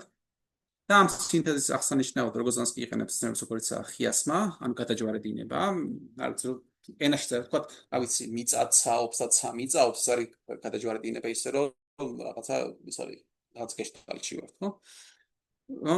მე აღვიქვა საკუთარი სხეული, როგორც თან გაგარეგანებული, ჩემი საკუთარი, რომ არ ჩამომეშალოს ეს ხატი. და ასევე ამას უწოდებს ტრანსვერსალურ სინთეზს. და უფრო საკვანძო ცნობრივი კონტრიბუცია ღესტონ ნარჩენი, რომელიც ასევე შეიძლება ითარგმნოს როგორც ნატამალი კონტექსტის გათვალისწინებით. და ანუ რა კი სხეულის პოლუსების სრული შეზავება არასასურველი და კონტრპროდუქტიულია. საჭიროა რომ რაღაცა დარჩეს, როგორც არაინტეგრირებული, როგორც პირველადი უცხო ჩემში. შესაბამისად, ამ გადაკვეთების გადაუკეთებელობაში ჩნდება რაღაც სხვა, რომელიც დამალულია ან თავს აჩვენებს, როგორც არ ყოფნა სიცარიელე. ნარჩენს აქვს ანთროპოლოგიური კონტექსტიც, მაგალითად ძველ აღთქმაში არის ისრაელის ნატამალი, რომელიც უნდა დაბრუნდეს, იმშიც განადგურებულია ისრაელი. ასევე ინდუიზმში აქვს მზარეულობის კონტექსტში მნიშვნელოვანი არის ის ნარჩენის საჭმელი, რომელიც საკმაოდ გავიტანოთ აუცილებლად. და ასევე აქვს მას როლი წინდაცვლის რიტუალში, რომ მე სხეულის რაღაც ნაწილს გამიშორებ, ანუ მე რაღაცა მხოლოდ ის არ ვარ თვითვნებაში ვარ, არამედ კიდე რაღაც სხვა არის. და როგოზანსკის მოყავს ესეთი მაგალითი აფრიკიდან, სადაც ახალგაზრდა ბიჭებს რიკოს და ნიანგის სულიში თანთქავს. და ისინი ხელახლა ბრუნდებიან სიცოცხლეში და სოფელში ბრუნდებიან და მოძაბნებს, ხო. და მათი წინდაცვლითა და ჭირლობების დატანა ხდება, ანუ სიმბოლურად იმის, რომ რაღაცა გაიარსას დაკარგეს. გადასვლის რიტუალი ბავშვობის ასაკიდან მოზარდობას. ხო, ეგ არის კი. და უკეთ ჩვენს კონტექსტში დაუბრუნდეთ თუ მელანი კლაინთან და დელესთან ნაწილ ობიექტებს ავკარგინება ფიგურირებს, ეს მნიშვნელობა რომ აბარა ხდება და რისი კონსუმაცია და რისი არა. როგოზანსკისთან ჩდება მრჩენის ან მრჩენის ფუნქცია, რომელიც გარკვეულწილად თავად არაცნობიანი, თუმცა ის წარმოშობს არაცნობიერს ეს ნარჩენი როგოზანსკი ამბობს. ეს სხვა თემა. პრობლემა მაშინ ჩდება, როდესაც ის სინთეზები, რაც ახდენს ეგოს სამყაროში ინტეგრაციას და მის ინკორპორაციას, ანუ კაცრი გაგებით მის გასხეულებას სამყაროში. როდესაც ეს სინთეზი ჩამოიშლება სხვადასხვა მიზეზით, ის ჩემში შობს მკვდარს, მკვდარ ელემენტს. ან იქცევა სხვა შინაგან სხვა, რომელიც ახდენს ჩემს პერსეკუციას და მე მას განვიცდი როგორც ინტრუზიას, როგორც შემოჭრას ჩემს სხეულში. სინთეზების ჩამოშლა და სრული დაუცველობა ნარჩენის წინაშე მეს აგდებს საშინელებაში ფოტოში, აგდებს შეუძლებელ კუდომაში და გაუჩინარებაში და იყენებს ერნესტ ჯონსის ცნებას აფანიზისიან გაუჩინარება, რაც მასთან იყო ლიბიდოს აკარგვის შიში, მაგრამ ეს ამბობს ეს ლიბიდოს აკარგვის შიში კი არის ის, რომ მე თუნდაც სხეული ვინგრევი. ხორცი შეიძლება იქცეს უფორმო მაგმად, მასად, რომელიც აღარაფერს მეტყველებს, აღარაფერს ამბობს ეგოზე რა, ანუ რაცა რეზოლუციის კასაციის საწინააღმდეგო ხმობს აფანიზისი როგორც აბსოლუტური დელიბინალიზაცია, ესე იგი სრულიად გაუდაბურება ლიბიდოსგან. კი, გაუდაბურება სწორი ის იქნებოდა. მოკლედ ახალგაზრდა არტოსთან ჩნდება განცდილი სხეულის სინთეზების ჩამოშლის ელემენტები, მაგალითად წერს ეს ხორცი, რომელიც აღარ ეხება საკუთარ თავს სიცოცხლეში, ეს ენა, რომელიც უყარ სცდება საკუთარ ქერქს, ეს ხმა, რომელიც უყარ გადის ბგერების გზას, ეს ხელი, რომელიცაც ავიწყდება, მოხელთება, მოჭიდება. და მოკლედ როგორც გამტკიცებს, რომ ეს რაღაცა ნარჩენის არაინტეგრაციის თუ დეზინტეგრაციის ეფექტები არის არტოსთან, როგორც ახალგაზრდასთან ისე მოგვიანებით. რა არის აქ თავარი საფრთხმელი, ხომ, რომ ეგო, რომელიც ვარ თავად მე, არის სინგულარული, უნიკალური ეგო. ის არის განცდადი, მაგრამ როგორც ერთცდადი, თუ შეიძლება ასე ვთქვათ. ის რაც მას ებოძება სამყაროში, არ არის ბოლომდე მისი თავად სახელიც კი, რომელიც მამისგან მოდის. სიმბოლურად მაინც არ არის ბოლომდე მისი. შესაბამისად ეგო სჭირდება, რომ არა მხოლოდ თვითონ შეეხოს საკუთარ თავს თვითონება, არამედ ასევე დაუძახოს საკუთარ თავს, დაუძახოს და დაძახებული იქნას, თავადვე გაიგონოს საკუთარი ამოძახილი, გაიგონოს რა სურს, რა სწადია და სწორედ ეს პერფორმატიულობა, აგერ მე, ან აგერ მე ხომ ვარ, გამოვჭვივის პოეტ არტოსთან, სწორედ ამიტომ მისდევს ის ბოლომდე საკუთარ დელირიუმს, ის ენა, რომელიც თვითონ შიზოფრენიის ენა არის სინამდვილეში სინგულარული ეგოს ენა, რომელსაც სურს შეაჩეროს ჩამოშლა და დაუძრებული ცნობიერების სიტყვა მდინარეობაში გააჩინოს გაუგონარი, ამავდროულად მხოლოდ ერთხელ გასაგები საცნაური უცნაური თქმა, მე თქმა, მე როგორი ვარ, ან მე ხო არ ვიცი, მე ხო ვერ ხვდები საკუთარ თავს. ამის ფონზე ხდება არა მხოლოდ საკუთარი ნამდვილი გამოცდილებების ამოცნობა და საკუთარი სახლის დაბრუნება, თუნდაც ის დამახინჯებული იყოს, არამედ გარკვეული მორიგება თუ შერიგება იმ სხვაობას, რომელიც თავად ჩვენში არის. რა კი ეს ეგო პირველ რიგში მე ხორცი არის, რომელიც თვითვნებით ძლიერებს და არსობს, შესაძლებელია ფსიქოზის, ან ფოკლუზიონ, ჩამორთმეულობის შემოbrunება, სრული შემოbrunება თუ არა მისი ნაწილობრივი შეჩერება მაინც, შესაძლებელია დელირიუმთან თამაში და იმის გახსენება, რომ მე ვარ, მე ყოველთვის ვიყავი, მე ვიქნები ის, ვინც ვიქნები. და ამ ფაქტში, ამ მეყოფნაში არ არის რამე კონტამინაცია, რამე ცუდი არ არის. აქ არ არის მომწამლავობა, ხო? ეს იგივე მე ვარ არის როგორც ძალიან ვაცილებ, შეიძლება 10 წუთი ანუ ვრჩები. ვარ ვთქვათ, ისე ვთქვა, რომ მე ვარ სანამ აბრაამი იქნება ფანატიკულად წარსული არის.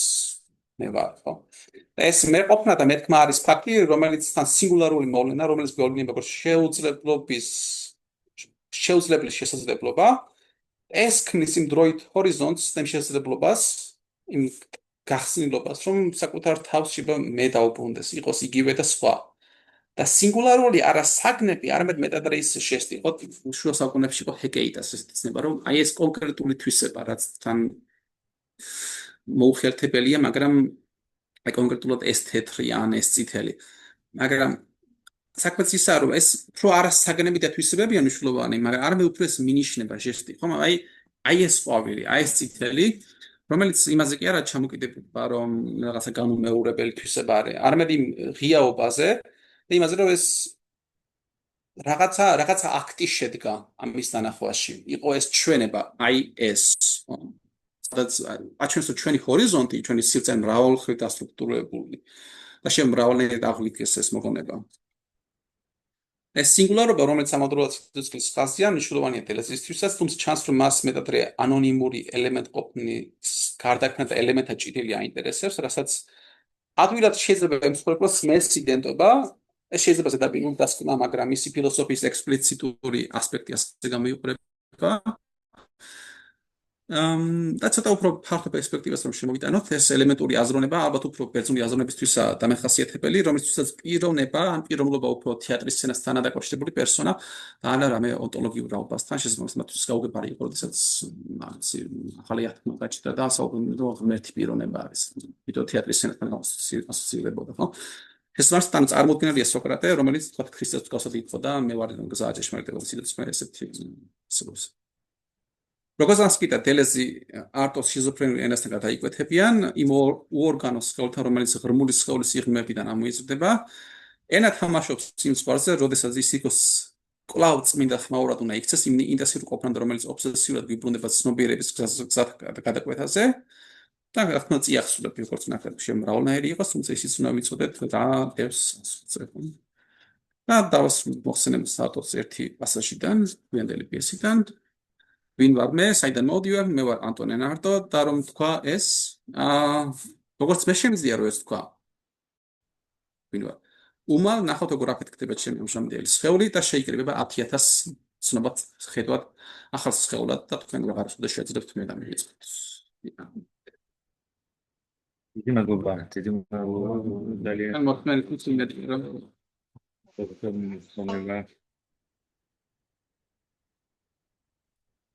აბსოლუტურად მოსმენს. რამოდენიმე რამე ჩავინიშნე, თუ კითხვებია შეგიძლიათ დასვათ და მე ვიტყვით რა. No, un más dudas, yo, dainteresuje.